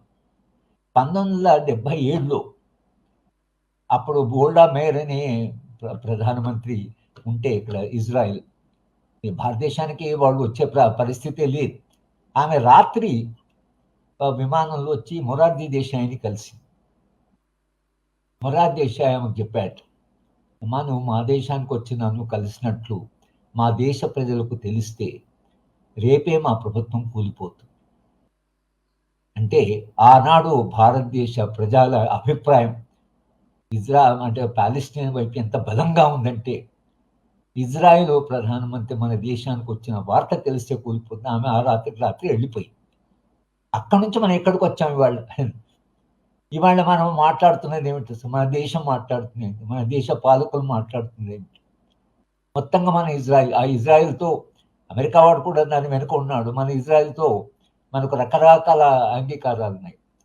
అమెరికా ఇజ్రాయిల్ ఇంటెలిజెన్స్ పెగాసస్ వాడికి అప్పచెప్పాం, వాడి నుంచి ఆయుధాలు కొంటున్నాం, వాళ్ళ మీద మనం చాలా డిపెండ్ అయ్యాం ఇజ్రాయిల్ మీద. అంత దగ్గరగా ఒక అన్యాయంగా పుట్టిన దేశం పోవచ్చున అంటే మన వాళ్ళు కూడా మన ప్రయోజనాలు మనవి అనేట్టు పద్ధతిలో ఉన్నారు. కానీ ఇజ్రాయిల్ అనేటువంటి దేశము పాలస్తీనియాన్ని చేసినటువంటి అన్యాయం ఏదైతుందో అన్యాయం వైపు మేము నిలబడము, వాళ్ళు న్యాయం వైపు నిలబడతాము అని ఒక మారల్ స్టాండ్ ఇవాళ భారతదేశ ప్రభుత్వానికి లేకుండా పోయింది. అది ఎంత మార్పు వచ్చింది ప్రపంచంలో. ఎక్కడ ఇండియా పాలస్తీనియా సంబంధాలు, ఎక్కడ అరాఫత్కు ఆనరీ డాక్టరేట్, ఎక్కడ గోడా మీద వస్తే మొరార్జీ దేశాయ్ చెప్పిన విషయం, అక్కడి నుంచి మనం ఎక్కడికి వచ్చామంటే ఇజ్రాయిల్ దేశంతో మనం సన్నిహితంగా, ఇజ్రాయిల్ చేస్తున్నటువంటి మొత్తం అగ్రెషన్ విషయంలో ఇక్కడ మాట్లాడకుండా, దేశంలో కొంత పౌర సమాజం ఉంది, తెలంగాణ లాంటి సమాజంలో మనం మాట్లాడుతున్నాం. కానీ భారతదేశ ప్రజలు, భారతదేశంలో ఈ చర్చ జరగడం లేదు, మీడియాలో కూడా ఈ చర్చ జరగడం లేదు. వినయ్ గారు సరే సుందరయ్య విజ్ఞాన కేంద్రం నుంచి సుందరయ్య గారు మనకు ట్రెడిషన్ ఉంది కాబట్టి మనం ఇది చర్చించవలసిన అంశం. కూడా ప్రపంచంలో ఒక అన్యాయం జరుగుతుంది, దానికి మనం స్పందించాలి అని మనం చర్చించుకుంటున్నాం. అక్కడ ప్రజల గురించి, పాలస్తీనియా ప్రజల గురించి, అక్కడ చిన్న పిల్లలను చంపడం, అక్కడ హాస్పిటల్స్ మీద బాంబులు వేయడం, వాళ్ళు దేశంలోకి చొచ్చుకపోవడం, ప్రాంతాలని ఆక్రమించుకోవడం, ఇదంతా మన కళ్ళ ముందు జరుగుతున్నది. కళ్ళ ముందు జరుగుతున్న భారతదేశ ప్రజలు, ఇక్కడ ఉండేటువంటి ఏదైతే రాజకీయ వాతావరణం ఉందో, జరగాల్సిన చర్చ కానీ వాళ్ళ వైపు నిలబడినంతగా మనం ఇవాళ నిలబడకపోవడము అనేది కూడా మన దేశం యొక్క దృక్పథంలో వచ్చిన మార్పు మనకు స్పష్టంగా కనిపిస్తూనే ఉంది. అమెరికా ఆలోచనలో మార్పు వచ్చింది, అమెరికా ఆర్థిక వ్యవస్థలో మార్పు వచ్చింది. సోవియట్ యూనియన్ ఇక్కడ లేదు, చైనానేమో తమ ఆర్థిక వ్యవస్థను తాము చూసుకోవాలంటున్నారు. భారతదేశం ఇంకా ఆర్థికంగా బలహీనంగా ఉంది, ఇది అంతర్జాతీయ పెట్టుబడి మీద ఆధారపడి ఉంది. అంతర్జాతీయ పెట్టుబడి ఆధారపడ్డాం కాబట్టి అమెరికా వాడు ఏ భయపెట్టినా భయపడి వాడు చెప్పిన దానికంత అంగీకరిస్తున్నాం. వాడికి ఆయుధాలు కొనాలిగా, మన పిచ్చిగా ఆయుధాలు కొంటున్నాం. ఇవాళ మళ్ళీ మన మొత్తము డిప్లొమసీ, మన అంతర్జాతీయ సంబంధాలన్నీ న్యాయము అన్యాయం మీద కాకుండా మనము ఆయుధాల డిప్లొమసీ, ఇదంతా వెపన్ డిప్లొమసీ అయిపోయింది. ఇది ప్రదేశానికి వెళ్ళడం, మీ ఆయుధాలు కొంటామంటే వాడు మనకు స్నేహంగా ఉంటాడు, ఎందుకంటే వ్యాపారం వాడికి కావాలి కాబట్టి.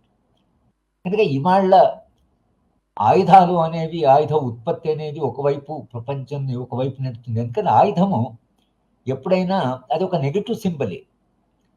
ఆయుధం అనేది ఏదైతుందో అది ఒక నెగిటివ్ సింబలే. కానీ ఆ ఆయుధమే వాళ్ళ అంతర్జాతీయ సంబంధాన్ని, ఆయుధమే యుద్ధాలని, ఆయుధమే ఉన్నటువంటి విలువల యొక్క విధ్వంసాన్ని అది వాళ్ళు చేస్తున్నది.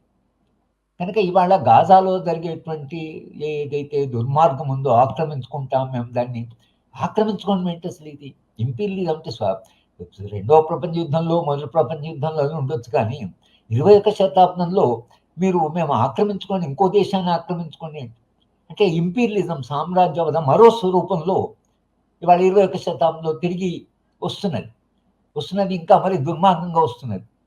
హిట్లర్ లాగా నేకడ్గా కాకపోవచ్చు, కానీ దానికి దీనికి పెద్ద తేడా ఏం లేదు. ఇంకొంచెం ఏదో అక్కడిక్కడ దానికి కొంత బ్రేక్స్ ఉండొచ్చు. కానీ మళ్ళీ అలాంటి పరిస్థితి వస్తుందా? ఒకవేళ 3వ ప్రపంచ యుద్ధం లాంటిది మళ్ళీ అయితే మాత్రము ఇప్పుడున్న ఆయుధ సంపత్తికి, ఇప్పుడున్నటువంటి ఈ అంటే డెడ్లీ వెపన్స్కి, ఇప్పుడున్న టెక్నాలజీకి 3వ ప్రపంచ యుద్ధం అంటూ జరిగితే మానవ సమాజం మిగులుతుందా లేదా అనేంత భయంకరమైనటువంటి ఒక దశకి ప్రపంచము చేరుకున్నది. కనుక ఇవాళ ప్రపంచంలో మొత్తంగా ఏ దేశం ఆ దేశానికి ఒకవైపు భయపడమో లేకపోతే తమ స్వప్రయోజనాలు చూసుకోవడం, కానీ ప్రపంచవ్యాప్తంగా దేశాలు ఏదైతే అంతర్జాతీయ సమస్య యునైటెడ్ ఐక్యరాజ్య సమితిని సృష్టించుకున్నాయో, ఆ ఐక్యరాజ్య సమితి కొనిపోతున్నది, అంతర్జాతీయ సంస్థలు కూలిపోతున్నాయి, మానవ హక్కుల విధ్వంసం జరుగుతున్నది. ఇవాళ మేము ఒక దేశాన్ని ఆక్రమించుకుంటామనేటువంటి భాష వచ్చింది. ఇది మానవ సమాజానికి సంబంధించిన సమస్య, దేశాల యొక్క సార్వభౌమానికి సంబంధించిన సమస్య, దేశాల స్వయం పరిపాలనకు సంబంధించిన సమస్య. నా దృష్టిలో ఇప్పుడు ఉన్న పరిస్థితుల్లో సామ్రాజ్యవాదం ఇలాగే ఇంకా కాస్త ముందుకు పోతే దానికుండే అంతర్గతమైన ఏదైతే వైరుధ్యాలు ఉన్నాయో, ఆ వైరుధ్యాలే ఎక్కడో మొత్తంగా ఇప్పుడున్న ఈ వ్యవస్థని తప్పకుండా సంక్షోభంలోకి నెడుతుంది. దేశాలు విపరీతంగా ఆయుధాలు కొనడం వలన వాళ్ళ దేశ ఆర్థిక వ్యవస్థ బాగా దెబ్బతింటుంది. సంక్షేమ సమాజం అనే భావననే కంప్లీట్గా వదిలేస్తున్నారు. ప్రజల్ని వాళ్ళ మానానికి వాళ్ళని వదిలేస్తామంటున్నారు. ప్రజలు చాలా రాజ్యం మీద, రాజ్య సంక్షేమం మీద ఆధారపడి ఉన్నారు. సంక్షేమ భావనే తప్పు, అనేటువంటి ఒక చర్చ జరుగుతున్నది. తర్వాత దేశ అభివృద్ధి, వృద్ధి, తర్వాత 8% జీడిపి, 9% జీడిపి. అది మనుషులు ఏమవుతున్నారు? కింద మనిషి కదా ప్రమాణం. మనిషి రిఫరెన్స్ పాయింట్. ఏ అభివృద్ధికైనా మనిషి కేంద్రం. మనిషిని గురించి మానేసి వృద్ధి, సంపద, ఎంత మెటీరియల్ ప్రొడక్షన్, ఎంత జీడిపి అని మీరు ఏం మాట్లాడినా మనిషి కింద కూలిపోతూ మనిషి తీవ్ర సంక్షోభం ఉండి, ఆకలిలో ఉండి, పావర్టీలో ఉండి, ఆరోగ్యం లేకుండా, ఆరోగ్య వసతులు లేకుండా మనం ఎటువంటి సమాజం వైపు పోతున్నాం అనేటువంటి ప్రశ్న ఏదైతుందో అది ఇవాళ ప్రపంచాన్ని మొత్తంగా ఇవాళ ప్రపంచం దాన్ని ఎదుర్కొంటుంది. అందుకనే మన దేశంలో భారత రాజ్యాంగం వచ్చింది రెండవ ప్రపంచ యుద్ధం తర్వాత మనకు స్వాతంత్రం వచ్చింది. ఆ స్వతంత్రం వచ్చిన సందర్భంలో పోరాటాలు, ఆదివాసీ పోరాటాలు, దళిత పోరాటాలు, మహిళా పోరాటాలు. అందుకని ఆ పోరాటం నుంచి వచ్చిన రాజ్యాంగం కాబట్టి దానికి ఒక ప్రజాస్వామ్య స్వభావం ఉన్నది. పీఠికలో మనం రాసుకున్న విలువలు ఏవైతున్నాయో అప్పటి అంతర్జాతీయంగా ఉన్నటువంటి ఆలోచన విధానం కనుక యూనివర్సల్ డిక్లరేషన్ ఆఫ్ హ్యూమన్ రైట్కి భారత రాజ్యాంగానికి ఒక రకంగా సంబంధం ఉంది. ఆ భాషనే మన రాజ్యాంగంలో ఉంది. అంతర్జాతీయంగా వచ్చిన నూతన విలువలు ఏవైతున్నాయో ఆ విలువలు మన రాజ్యాంగంలో ఉన్నాయి. సంక్షేమ భావన చాలా బలంగా ఉంది. దాని మీద సోవియట్ ప్రభావం ఉంది మన రాజ్యాంగం మీద. సోషలిస్టు భావజాలం యొక్క ప్రభావం మన రాజ్యాంగం మీద ఉంది. కానీ ఆ రాజ్యాంగము ఇవాళ ఉంటుందా లేదా? రాజ్యాంగం ఇంకా మరింత ఉన్నతమైన విలువలపై ఉంటుందా లేదా అనేటువంటి ప్రశ్న మనం ఎదుర్కొంటున్నాం. ఇది ఈ సంక్షోభం ఇండియా అన్ని దేశాలు ఎదుర్కొంది. ప్రతి దేశంలో ఒక అంతర్జాతీయమైన ఒక మన పక్క దేశాలను చూసాం. బంగ్లాదేశ్లో, శ్రీలంకలో ప్రజలు పూర్తిగా వేసారి వాళ్ళు మొత్తంగానే పాలకులు పారిపోయేటువంటి పరిస్థితి దాకా తెచ్చుకున్నారు. వాళ్ళ తప్పు ఏంటంటే అంతర్జాతీయంగా ఉండే ఆర్థిక వ్యవస్థనే, కానీ వాళ్ళ దేశాల్లో ఉండేటువంటి స్థానిక పరిస్థితుల మీద పాలన కాకుండా అంతర్జాతీయంగా వస్తున్నటువంటి పాలనను మీరు అనుకరించడం వలన జరిగింది ఏమిటంటే మీరు ప్రజలకు చాలా దూరం అయిపోయారు. అన్ని దేశాలు ఒక రకమైనటువంటి సంక్షోభం వచ్చేట్టు మన దేశంలో మన స్పష్టంగా వనరుల కొరకని, ఖనిజాల కొరకని, ఖనిజాలు ఎక్కడుంటే అక్కడ ఉండే రెడ్ ఇండియన్స్ మీద ఎట్లయితే దాడి జరిగింది వాళ్ళ దేశం నుండి ఆదివాసులు. భారత రాజ్యాంగంలో షెడ్యూల్ 5 ఉంది, షెడ్యూల్ 6 ఉంది, ఈసా ఉంది, 1/70 ఉంది, ఫారెస్ట్ రైట్స్ యాక్ట్ ఉంది, SC/ST అట్రాసిటీ, ఇవన్నీ ప్రమాణాలు. ఇవన్నీ ఏవి కాదని ఇవాళ మేము తుదముట్టిస్తాం, మేము అసలు అక్కడ ఉండే ఆదివాసులను మేము ఏరి పారేస్తాం, అక్కడ ఉండే చెట్లు ఉండే కొట్టేస్తాం. వాతావరణం గుర్తుండి మీరు ఇకాలజీ, అది కూడా ఇప్పుడు ట్రంప్ మీరు అడిగారు భవిష్యత్తు ఏమిటని. 1.5 సెంటిగ్రేడ్ దగ్గర మనం ఆపాలి. ఇంకా అక్కడ ఆపకపోతే అది 2కు చేరుకున్నదంటే మొత్తం ప్రపంచం అంతా విపరీతమైన వాతావరణంలో మార్పు వచ్చి జీవించడమే చాలా కష్టమైపోతుందని అటువంటి దాని మీద ప్యారిస్ ప్రిన్సిపల్ వచ్చింది. ప్యారిస్ ట్రంప్ వస్తూనే ప్యారిస్ అగ్రిమెంట్ వెనక్కి వచ్చేసాడు. నేను దాన్ని అంగీకరించను అన్నాడు. దాన్ని అంగీకరించడం అనడంతో మిగతా దేశాలు కూడా మేము అన్నాం అనుకోండి, 2 డిగ్రీ సెంటిగ్రేడ్ వచ్చింది అనుకోండి, దేశాల్లో జీవించడం చాలా కష్టం. టెంపరేచర్ 50-55 డిగ్రీలు పోతే మనం జీవించలేము. వాతావరణం కాబట్టి మన చివరి తరం కాదు కదా, ఎన్నో తరాలు భవిష్యత్తులో రాబోతున్నాయి. ఆ తరానికైనా మిగిలించాలి. ఉన్న ఖనిజాలన్నీ ఇప్పుడైతే ఒప్పుకుంటాం మేము. కాబట్టి బస్సులో మేము ఏం చేసినా అక్కడ మాకు అభివృద్ధి కొరకు అక్కడ ఖనిజాలు కావాలి, లేకపోతే మాకు బీహార్లో ఖనిజాలు కావాలి, లేకపోతే అక్కడ ఖనిజాలు కావాలి, కాబట్టి మేము ఖనిజాలు తవ్వాలి, కాబట్టి ఎవరు అడ్డం వచ్చి తీసేసి మీరు అంటున్నారు. కానీ ఇకాలజీకి, వాతావరణానికి జరిగేటువంటి నష్టాన్ని ఎవరు ఎదుర్కొంటారు? వచ్చే తరం అసలు జీవించగలనా? వచ్చే తరం వాళ్ళు దేని మీద ఆధారపడి జీవించాలి? వేల సంవత్సరాలుగా కాకుండా ఖనిజ సంపదను దేశ ప్రయోజనం కొరకు కొంత ఉపయోగించుకోవాల్సి రావచ్చు. కానీ ఎంత ఉపయోగించుకుంటారు అనేది ఒకటి. మీరు ఉపయోగించే క్రమంలో అమెరికా కూడా అదే సమస్య వచ్చింది. వాడు కూడా టెంపరేచర్ అంతా మారుతున్నది. గ్లేషియర్స్ ఏవైతున్నాయో అవి మొత్తంగా కిందికి వచ్చేస్తున్నాయి. ఇకాలజీ భవిష్యత్ ఏమిటి అంటే ఇప్పుడు 2 జరుగుతున్నాయి. ఒకటి ప్రకృతి విధ్వంసం, 2 మానవ విధ్వంసం. ఈ వచ్చినటువంటి దాంట్లోంచి మానవ సంబంధాలు ఏవైతున్నాయో మనం రోజు పత్రికలో తాత మనమని చంపాడు, మన తాతను చంపాడు, భర్త భార్యను చంపాడు, భార్య గుండాలను పెట్టి భర్తను చంపించింది, పిల్లలు తల్లిదండ్రులు వదిలిపెట్టిపోతున్నారు, తల్లి తాను చనిపోతూ పిల్లల్ని నదిలో పాడేసి చనిపోతున్నది. ఇది ఎందుకు వస్తుంది అంటారు? అసలు మనిషి ఇట్లా ఎందుకు అయ్యాడు? తల్లి 4 పిల్లల్ని కృష్ణానదిలో పడేసి తాను దూకి చనిపోయింది. ఇది ఎక్కడే దాకపోయాడు? భర్త భార్యను చంపితే చంపారు, అనేదే కాకుండా ముక్కలు ముక్కలుగా నరికి ప్రెషర్ కుక్కర్‌లో పెట్టి ఇది వ్యక్తిగతమైన ప్రవర్తన కాదు. ఒక వ్యవస్థలో వస్తున్నటువంటి దుర్మార్గం. దాంట్లో వస్తున్నటువంటి ఏదైతే సంక్షోభం ఉందో, ఇవన్నీ కూడా ఆ సంక్షోభానికి మేనిఫెస్టేషన్స్‌గా మనం చూడవలసి ఉంటుంది. కనుక ఒకవైపు మనిషి విధ్వంసము, మరొక వైపు ప్రకృతి విధ్వంసం. మానవ నాగరికంతా ప్రకృతిని కాపాడుకొని, ప్రకృతిని పూజించేటువంటి ఒక ఇది ఉంది. ప్రకృతిని గౌరవించి, అటువైపు మనుషుల మధ్యన ఒక సౌహృద్భావ వాతావరణం, ఒక సంఘీభావం ఇవి ఏవైతున్నాయో ఇవి కావాలి. ఈ మధ్య నేను ఒక ప్రఖ్యాతమైన స్కూలుకి వెళ్ళి భారత రాజ్యాంగంలో ఉండేటువంటి స్వేచ్ఛ, సమానత్వం, సౌభ్రాతృత్వం చెప్తే ఒక అబ్బాయి ఏమంటాడంటే, నాకు మీరు స్వేచ్ఛ ఉందని చెప్తున్నప్పుడు మళ్ళీ సౌభ్రాతృత్వం అందరూ కలిసి ఉండాలంటున్నారు. ద్వేషించడం కూడా స్వేచ్ఛలో భాగం కాదా అని అడిగాడు. ఈ ప్రశ్నకు మన జవాబు ఏమిటి అసలు? మనిషిని ద్వేషించడము నా స్వేచ్ఛలో భాగం అంటే స్వేచ్ఛను అర్థం చేసుకునే పద్ధతి ఎక్కడ దాకా వచ్చింది? కనుక ఈ మొత్తం సంక్షోభం నుంచి బహుశా ఈ అనుభవంలో నుంచి ప్రపంచం ఏమైనా నేర్చుకుంటే కొన్ని ఇప్పటికిప్పుడే కొన్ని మనం పొరపాట్లు దిద్దుకోగలిగితే మానవ సమాజానికి కొంత కాకుండా కొంత ఆశాజనకంగా ఉంటుంది. కానీ పరిస్థితి ఇలాగే కొనసాగిస్తే మన తరమేమో కానీ రాబోయే తరం మాత్రం విపరీతమైన సంక్షోభానికి, విపరీతమైనటువంటి విధ్వంసానికి గురై అది ఎక్కడ ఆగుతుందో, ఎంత ప్రాణ నష్టం జరిగిన తర్వాత మనిషి ప్రాణాలు తీసుకోవడం తప్పు అని మళ్ళీ ఒకసారి మనుషులను గౌరవించడము, ప్రేమించడము, ప్రకృతిని గౌరవించడం, ఆ విలువలు మళ్ళీ వస్తాయా? పోరాటాలు జరుగుతున్నాయి ప్రపంచవ్యాప్తంగా. ఆ పోరాటాలు ఏమైనా కాస్త ముందుకు వెళ్ళి ఒక కొత్త ఆల్టర్నేటివ్ని ఏమన్నా ప్రతిపాదిస్తూనే విశ్వాసంతోనే మనందరం పనిచేస్తున్నాం. ఈ చర్చ కూడా దాంట్లో భాగమే. ఏదో తప్పకుండా ప్రత్యామ్నాయం వస్తుంది. కనుక ఇవాళ మనందరం చేయగలిగింది గాజాలో జరుగుతున్న అమానుషమైనటువంటి ఆ మొత్తం ప్రక్రియ ఏదైతుందో దాన్ని దృష్టిలో పెట్టుకొని, ఇది గాజా సమస్య కాదు, ఇది బస్తర్ సమస్య కాదు, ఇది మెక్సికో సమస్య కాదు, ఇది కెనడా సమస్య కాదు, ఇది ప్రపంచ సమస్య, మానవాళి సమస్య అనేటువంటి వెలుగులో మనం ముందుకు పోవాల్సి ఉంటుంది. ఈ అవకాశం ఇచ్చి మీ అందరితో మాట్లాడడానికి ఈ ప్రోగ్రాం నిర్వహించిన వినయ్ గారికి ధన్యవాదాలు చెప్తూ, సుందర విజ్ఞాన కేంద్రం నా యాజమాన్యాన్ని కూడా నేను ధన్యవాదాలు చెప్తూ నేను సెలవు తీసుకుంటాను.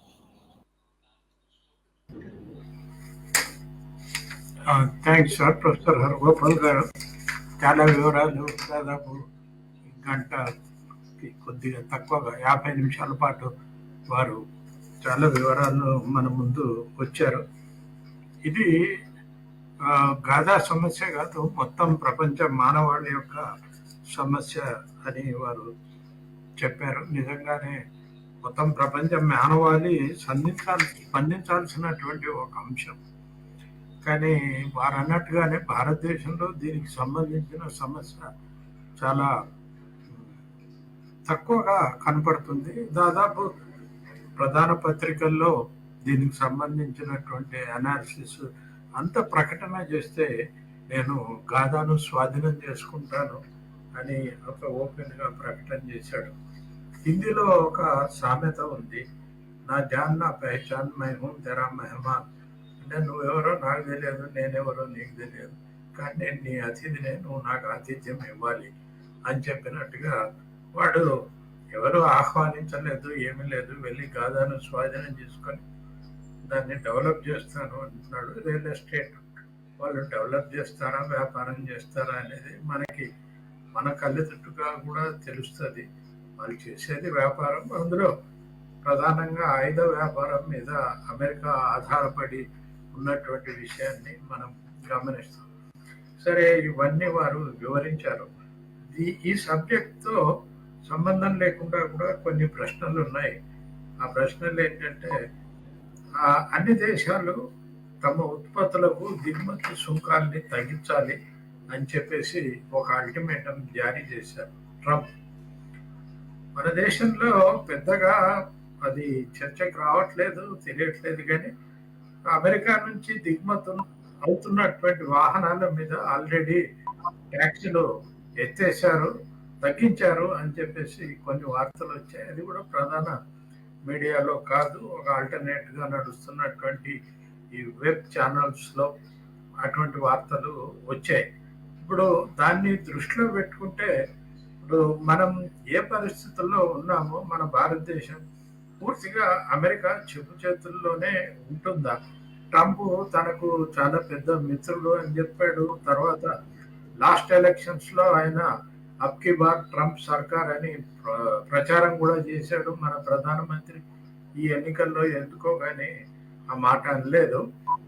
మొదటిసారి ఏదన్నా ఆయనకి దాని అనుభవాలు ఏమన్నా ఉన్నాయో, దాని నుంచి ఆయన నేర్చుకున్నాడో లేదో తెలియదు, కానీ అటువంటి విషయం ఏమీ అనలేదు.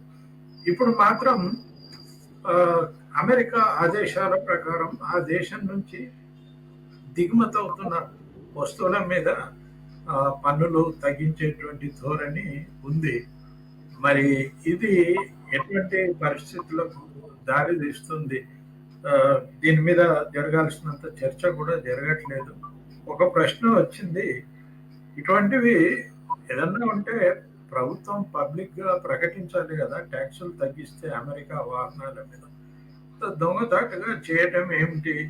అది చేసిందా లేదా?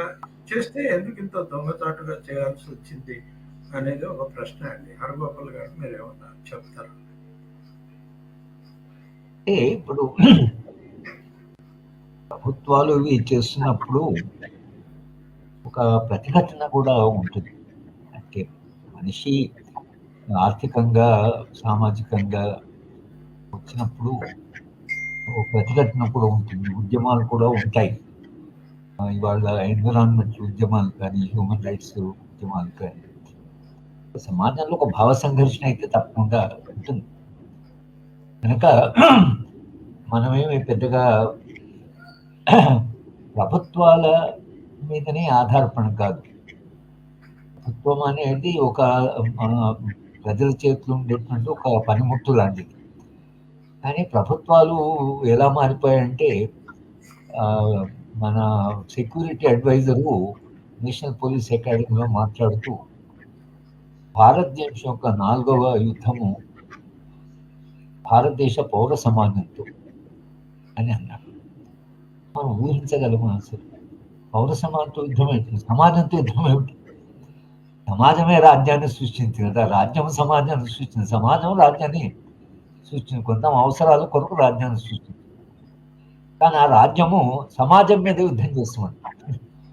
అంటే ఇది ఎంత పర్వర్ట్ అయిందో మనం ఊహిస్తే చాలా ఆశ్చర్యం వేస్తుంది. ఎట్లా ఆయన అనొచ్చున అట్లా పౌర సమాజంతో యుద్ధము చేయడానికి? అసలు పౌర సమాజంతో యుద్ధం ఎందుకంటే వనరులు, ఖనిజాలు, తర్వాత సంపద సృష్టి, ఈ దేశంలో ఉండేటువంటి అతి సంపన్నులకు వాళ్ళ ప్రయోజనాలు, దీని కొరక రాజ్యాన్ని మనిషి సృష్టించుకున్నదనే ప్రశ్న మనకు వస్తుంది.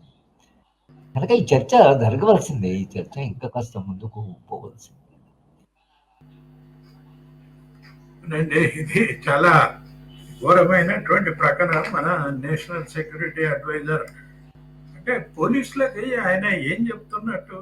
పౌర సమాజం మీద మీ దృష్టి ఉండాలి, అదే మనకు ప్రధాన శత్రువు అని చెప్పినట్టే కదా. మరి ఐపీఎస్ వాళ్ళకి ఆ విధమైనటువంటి శిక్షణ ఇస్తే అది కింది దాకా ఎట్లా చేరుతుంది? ప్రజల్ని శత్రువులుగా భావించటమే కదా ఇది. ఇది చాలా నష్టదాయకం కదా అనేది అడుగుతున్నారు. అదే హానికరమైన అంటే మనము రాజ్యాన్ని సృష్టించుకున్నప్పుడు, మీరు stages of state formation in India అని ఆర్ఎస్ శర్మ గారు రాసిన పుస్తకంలో, రాజ్యము ఎప్పుడు ఆవిర్భవించిందంటే ఒక స్టాండింగ్ ఆర్మీ ఉన్నప్పుడే రాజ్యం వచ్చింది. రాజ్యానికి మిగతా సమస్యలు తేడా ఏమిటంటే, రాజ్యం బలప్రయోగం చేయొచ్చు, అదొకటే తేడా. రాజ్యం బలప్రయోగం చేయొచ్చు అనేది సూత్రరీత్యా అంగీకరించినప్పుడు మన అనుభవ రీత్యా ఏ స్థాయికి వచ్చిందంటే, రాజ్యము కొంత బలప్రయోగము అవసరం ఉంటే ఉపయోగించవచ్చు, కానీ దానికి కొన్ని నియమాలు ఉంటాయి, కొన్ని ప్రమాణాలు ఉంటాయి, కొన్ని చట్టాలు ఉంటాయి, చట్టబద్ధ పాలన ఉంటుంది. రాజ్యాంగ పరంగా అది ఒక బాధ్యత వహించవలసి వస్తుంది. రాజ్యము ప్రాణాన్ని రక్షించడానికే కానీ ప్రాణాన్ని తీసుకోవడానికి కాదు. రాజ్యం వాళ్ళు ప్రాణం తీసుకుంటే దానికి బాధ్యత వహించవచ్చు. ఇవన్నీ విలువల యొక్క చర్చ జరిగిన తర్వాత మనకు పోలీస్ యంత్రాంగం మీద చాలా ఆంక్షలు ఉన్నాయి. వాళ్ళు అంటే ఒకసారి కృష్ణయ్య గౌడ్ ట్రయల్ నడుస్తున్నప్పుడు జడ్జి అడిగాట, కనకరం గారు నక్సలైట్లకి రాజ్యాంగం మీద నమ్మకం లేదు, మొత్తం ఈ దేశాన్ని వ్యవస్థను మేము మారుస్తామని అంటున్నారు, మరి ఇక్కడ కోర్టుకి ఎందుకు వచ్చారు, రాజ్యాంగం ఆయన చట్టబద్ధ వాళ్ళకు నమ్మకం ఏం లేదు కదా అంటే, కనకరం గారు ఒక మాట అన్నారు, ఇప్పుడు విలువలు ఏవైతున్నాయో పరీక్ష నిలబడి వాళ్ళ విలువలు కాదు, మీ విలువలు. అదే న్యాయమూర్తిగా నీకు రాజ్యాంగంలో నమ్మకం ఉందా, వాళ్ళకు నమ్మకం లేదు, అది చెప్తున్నారు. ఎందుకంటే రాజ్యాంగంలో మీకు నమ్మకం ఉంటే, రాజ్యాంగంలో ఎక్కడైనా రాజ్యాంగంలో నమ్మకం లేని వాళ్ళకు రాజ్యాంగం యొక్క సూత్రాలు వర్తించమని రాజ్యాంగం ఎక్కడ రాసిందా, మీరు రాజ్యాంగబద్ధంగా ప్రవర్తిస్తామని వాగ్దానం చేశారు, దాని ప్రకారం మీరు అక్కడ కూర్చున్నారు. ప్రజలు ఎన్నో ప్రశ్నలు అడగొచ్చు, ప్రజలు ఏమి చేసుకొని మీ ప్రమాణాలకు మీరు కట్టుబడి ఉండాలి కదా. అంటే ఈ మొత్తంగా ఎక్కడ అంటే ఇప్పుడు ఈయన సెక్యూరిటీ అడ్వైజర్ ఇది చెప్పడం అంటే అసలు నిజానికి పోలీసులకు వలసిన లెక్చర్ ఏమిటంటే, బలప్రయోగం ప్రజలను నమ్మి మనకి ఇచ్చారు, దీనికి ప్రజలకు బాధ్యత వహించాలి, మనం తను ఉపయోగించినప్పుడు చాలా జాగ్రత్త పొందడానికి ప్రమాణం లేకపోతే చట్టం ఉంది, మీద ఆంక్షలు ఉన్నాయి, దాని ప్రకారం మీరు నడుచుకోవాలి, కానీ అది హద్దు దాటితే సమాజం నుంచి తీవ్రమైన రియాక్షన్ వస్తుంది, కనుక మీరు బాధ్యతాయుతంగా ప్రజలను గౌరవించి హక్కులను కాపాడి మాత్రమే మీరు చెయ్యాలి, లెక్చర్ ఇవ్వాలి. కానీ ఆయన వచ్చి ఏం చెప్తుంటే, రేపు రాబోయే యుద్ధం సమాజంతోనే ఉంటుందన్న తర్వాత ఇక అసలు పోలీస్ యంత్రాంగం మీద మీకేమి, ఎలాగో ఒక ఆయుధం పట్టుకున్న వాడికి లాజికే వేరు ఉంటుంది, ఆయుధం మీద చాలా ఆంక్షలు ఉన్నాయని అంటే తప్పించి వాడి ప్రవర్తన భిన్నంగా ఉంటుంది, ఆయుధం యొక్క నేచరే. ఆయుధం మీద ఆంక్షలు ఉన్నాయి, అందుకని ప్రజలు నమ్మి మనకు ఆయుధం, ప్రజల దగ్గర ఆయుధాలు లేవు కదా, ఆయుధాలన్నీ రాజ్యానికి ఇచ్చారు కదా. దీనికి ఎక్సెప్షన్ అమెరికా. అమెరికాలో ఆయుధం కలిగి ఉండేది వాడు ప్రాథమిక హక్కుగా రాజ్యాంగంలో రాసుకున్నారు, కనుక ప్రజల దగ్గర ఆయుధాలు ఉన్నాయి. మనలాంటి దేశంలో మనం పూర్తిగా నమ్మి రాజ్యాన్ని, మనం ఎవరమో ఆయుధం లేకుండా మీరే మమ్మల్ని రక్షించండి అని వాడికి ఆయుధాలు ఇస్తే, మీ ఆయుధాలు మీ ఇష్టం వచ్చిన ఉపయోగించవచ్చని వాడు వచ్చి హెచ్చరిస్తే, రేపు ఆయుధాన్ని వాడు ఇష్టం వస్తే ప్రజలకు రక్షణ ఏముంటుంది? ఇది ఎందుకు అంటే ఆలోచన, ప్రభుత్వాల యొక్క ఆలోచన విధానంలో వచ్చిన మార్పు, ఇది ఒక పరాకాష్ట.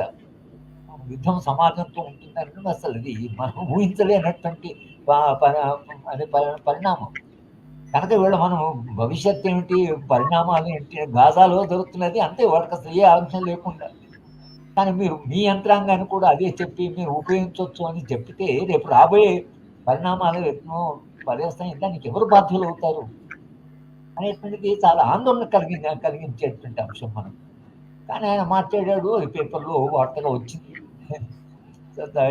కనుక సమాజం మరింత చైతన్యవంతమైతే తప్పించి, అందుకని మొత్తంగా ఇవాళ మనము చేయగలిగింది, రాజ్యాన్ని ఏం చేయగలమో, రాజ్యాన్ని మార్చగలమో అది ఒక ప్రశ్న, అది మన చేతిలో ఉంది. కానీ సమాజాన్ని చైతన్యవంతం చేయడం అయితే మన చేతిలో. ఒక చైతన్యవంతమైన సమాజంలో ఇవి ఉపయోగించడం చాలా సాధ్యం కాదు. సమాజం అది ఇలాంటి మాట అంటూనే తీవ్రంగా స్పందించి ఇదేంటి నువ్వు మాట్లాడుతున్నావు అని అనాలి సమాజం. అది చైతన్యవంతమైన సమాజంలో సాధ్యమైంది. పాలో ఫ్రై చెప్పినప్పుడు మనం ఈ అర్ధ చైతన్య దశలో ఉన్నాం. పోనీ ఏదో మనకు పట్టింపు లేదు, ఏది జరుగుతున్న దశలో లేవు, ప్రజలు కాకుండా మాట్లాడుతున్నారు, కొంత చైతన్యవంతులు అయ్యారు పోరాటాల వలన. తెలంగాణలో అయితే సాయుధ పోరాటం వలన చైతన్యవంతులు అయ్యారు ప్రజలు. కానీ ఈ చైతన్యము ఒక సంపూర్ణ దశకు చేరుకొని ఏది జరిగినా మనం పట్టించుకోవాలి, మన ఏది జరా అని అనుకో, ఆ దశకు రాలేదు. ఈ అర్ధ చైతన్య దశలు రాజ్యం మీద ఆధారపడము, రాజ్యాంగం అప్పుడప్పుడు ప్రశ్నించడం, ఇది రెండు జరుగుతున్నాయి.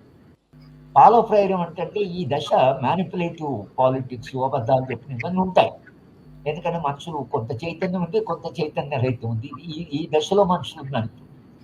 ఇది మనము కొంత సమాజాన్ని చైతన్యకరణ చేయగలిగితే, మరింత కొంత చైతన్యం వచ్చి మీరు ఒక అంశాన్ని ఎలా చూడాలని సమాజానికి చెప్పగలిగితే, ప్రజలకు అనుభవం ఉంది, కానీ అనుభవం ఎట్లా తాము అర్థం చేసుకోవాలని చెప్పడం మన బాధ్యత.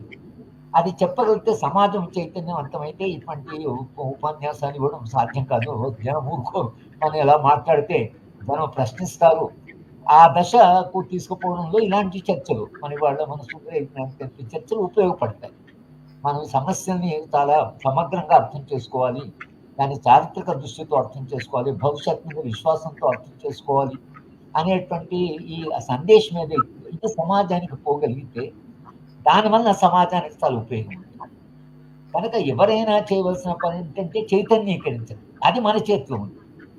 ఆ చైతన్యీకరించడం మన చేతిలో ఉంది. ఆ చైతన్యీకరణలో భాగంగా మనము ముందుకు పోవాల్సిన అవసరం ఉంది. ఇప్పుడు మరో ప్రశ్న ఉందండి. ఆ, ఈరోజు భారత్ పాకిస్తాన్ మధ్య ఉన్నటువంటి ఒక విద్వేష ఒక ఉద్రిక్త వాతావరణానికి కారణం మతం అన్నట్టుగా ప్రచారం జరుగుతుంటది. అది సాధారణ ప్రజలు కూడా దాన్ని విశ్వసిస్తుంటారు. మతం అనేటువంటి పేరునే రెండు వైపులా ద్వేషాన్ని రెచ్చగొడుతుంటారు.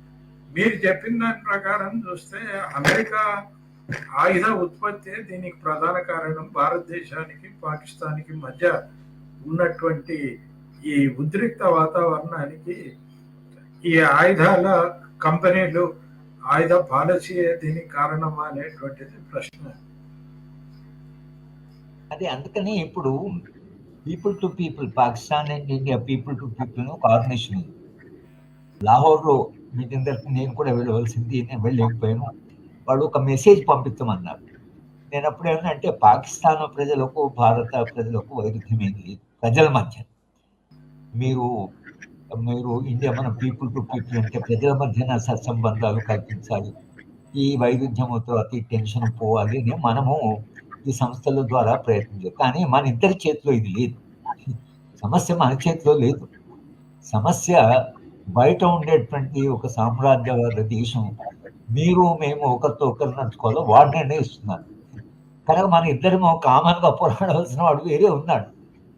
ప్రజలుగా మనము మన అవగాహన ఏమిటంటే ఎందుకు ఎవరు ఇది మన సమస్య మధ్యన సృష్టిస్తున్నారు.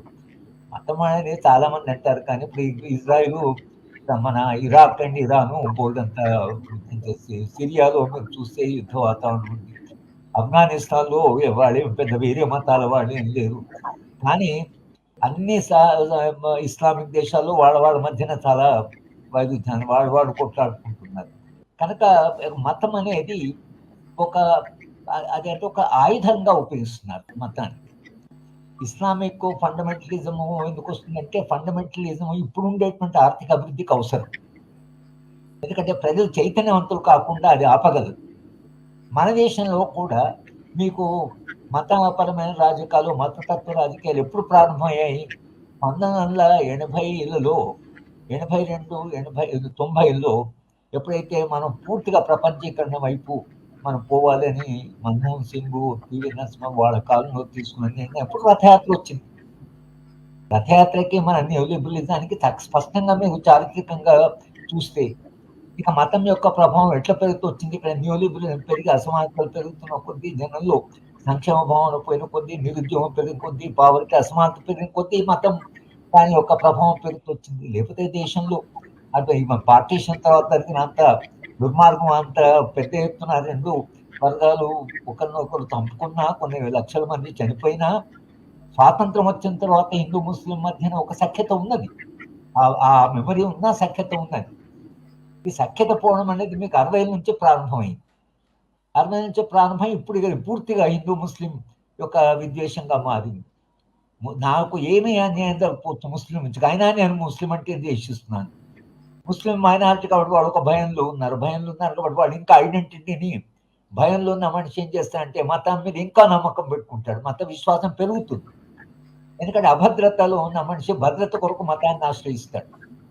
కనుక వాళ్ళు కూడా ఒక రకంగా మతాన్ని మరింత బలంగా చేసుకోవాలి, మనకు రక్షణ అని వాళ్ళు అనుకుంటున్నారు.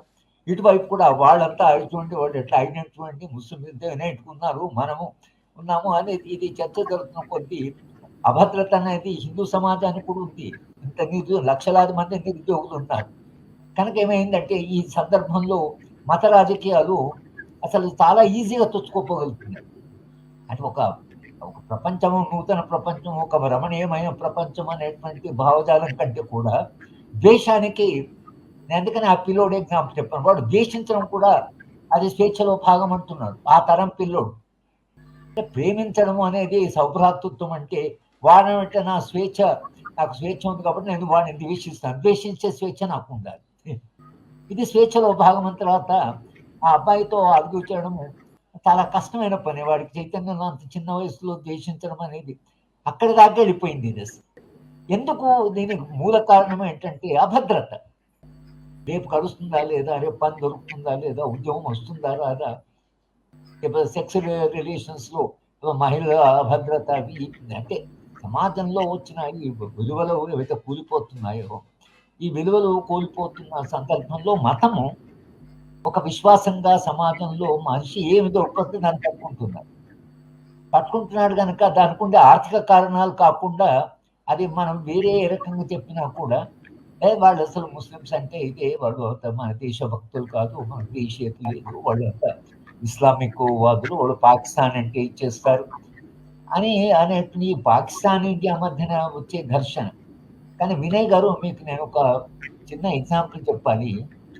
ఈ నేపాల్లో south Asian human rights foundation అని ఒకటి ఉంది. నేను చాలా ఒక 5-6 ఏళ్ళు నేపాల్కి వెళ్ళేవాడిని మానవ హక్కుల మీద.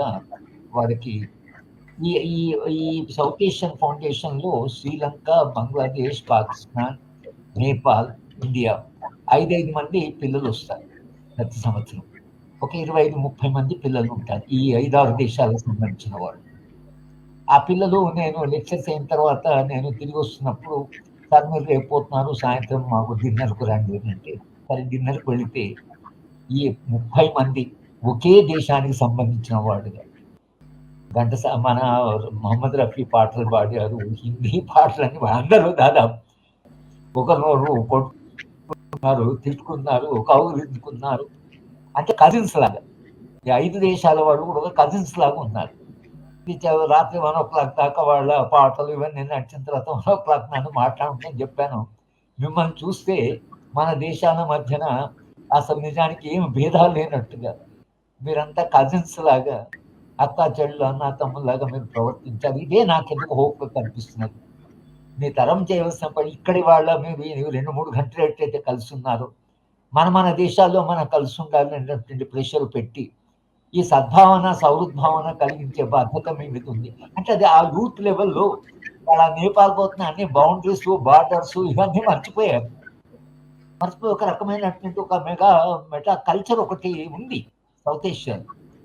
కానీ దాన్ని ఎట్లా మనము మెటీరియలైజ్ చేయగలము ఈ దేశాల మధ్యన ఒక రకమైనటువంటి ఒక సౌహృద్భావన, తర్వాత కలిసి ఉండాలి, సహజీవనం అనేటువంటి విలువని ఒకవేళ చేయగలిగితే సౌత్ ఏషియాలో ఇంత సంక్షోభం ఉండవలసిన అవసరం లేదు. ఉంది, అక్కడ ఆ రిసోర్స్ కూడా ఉంది.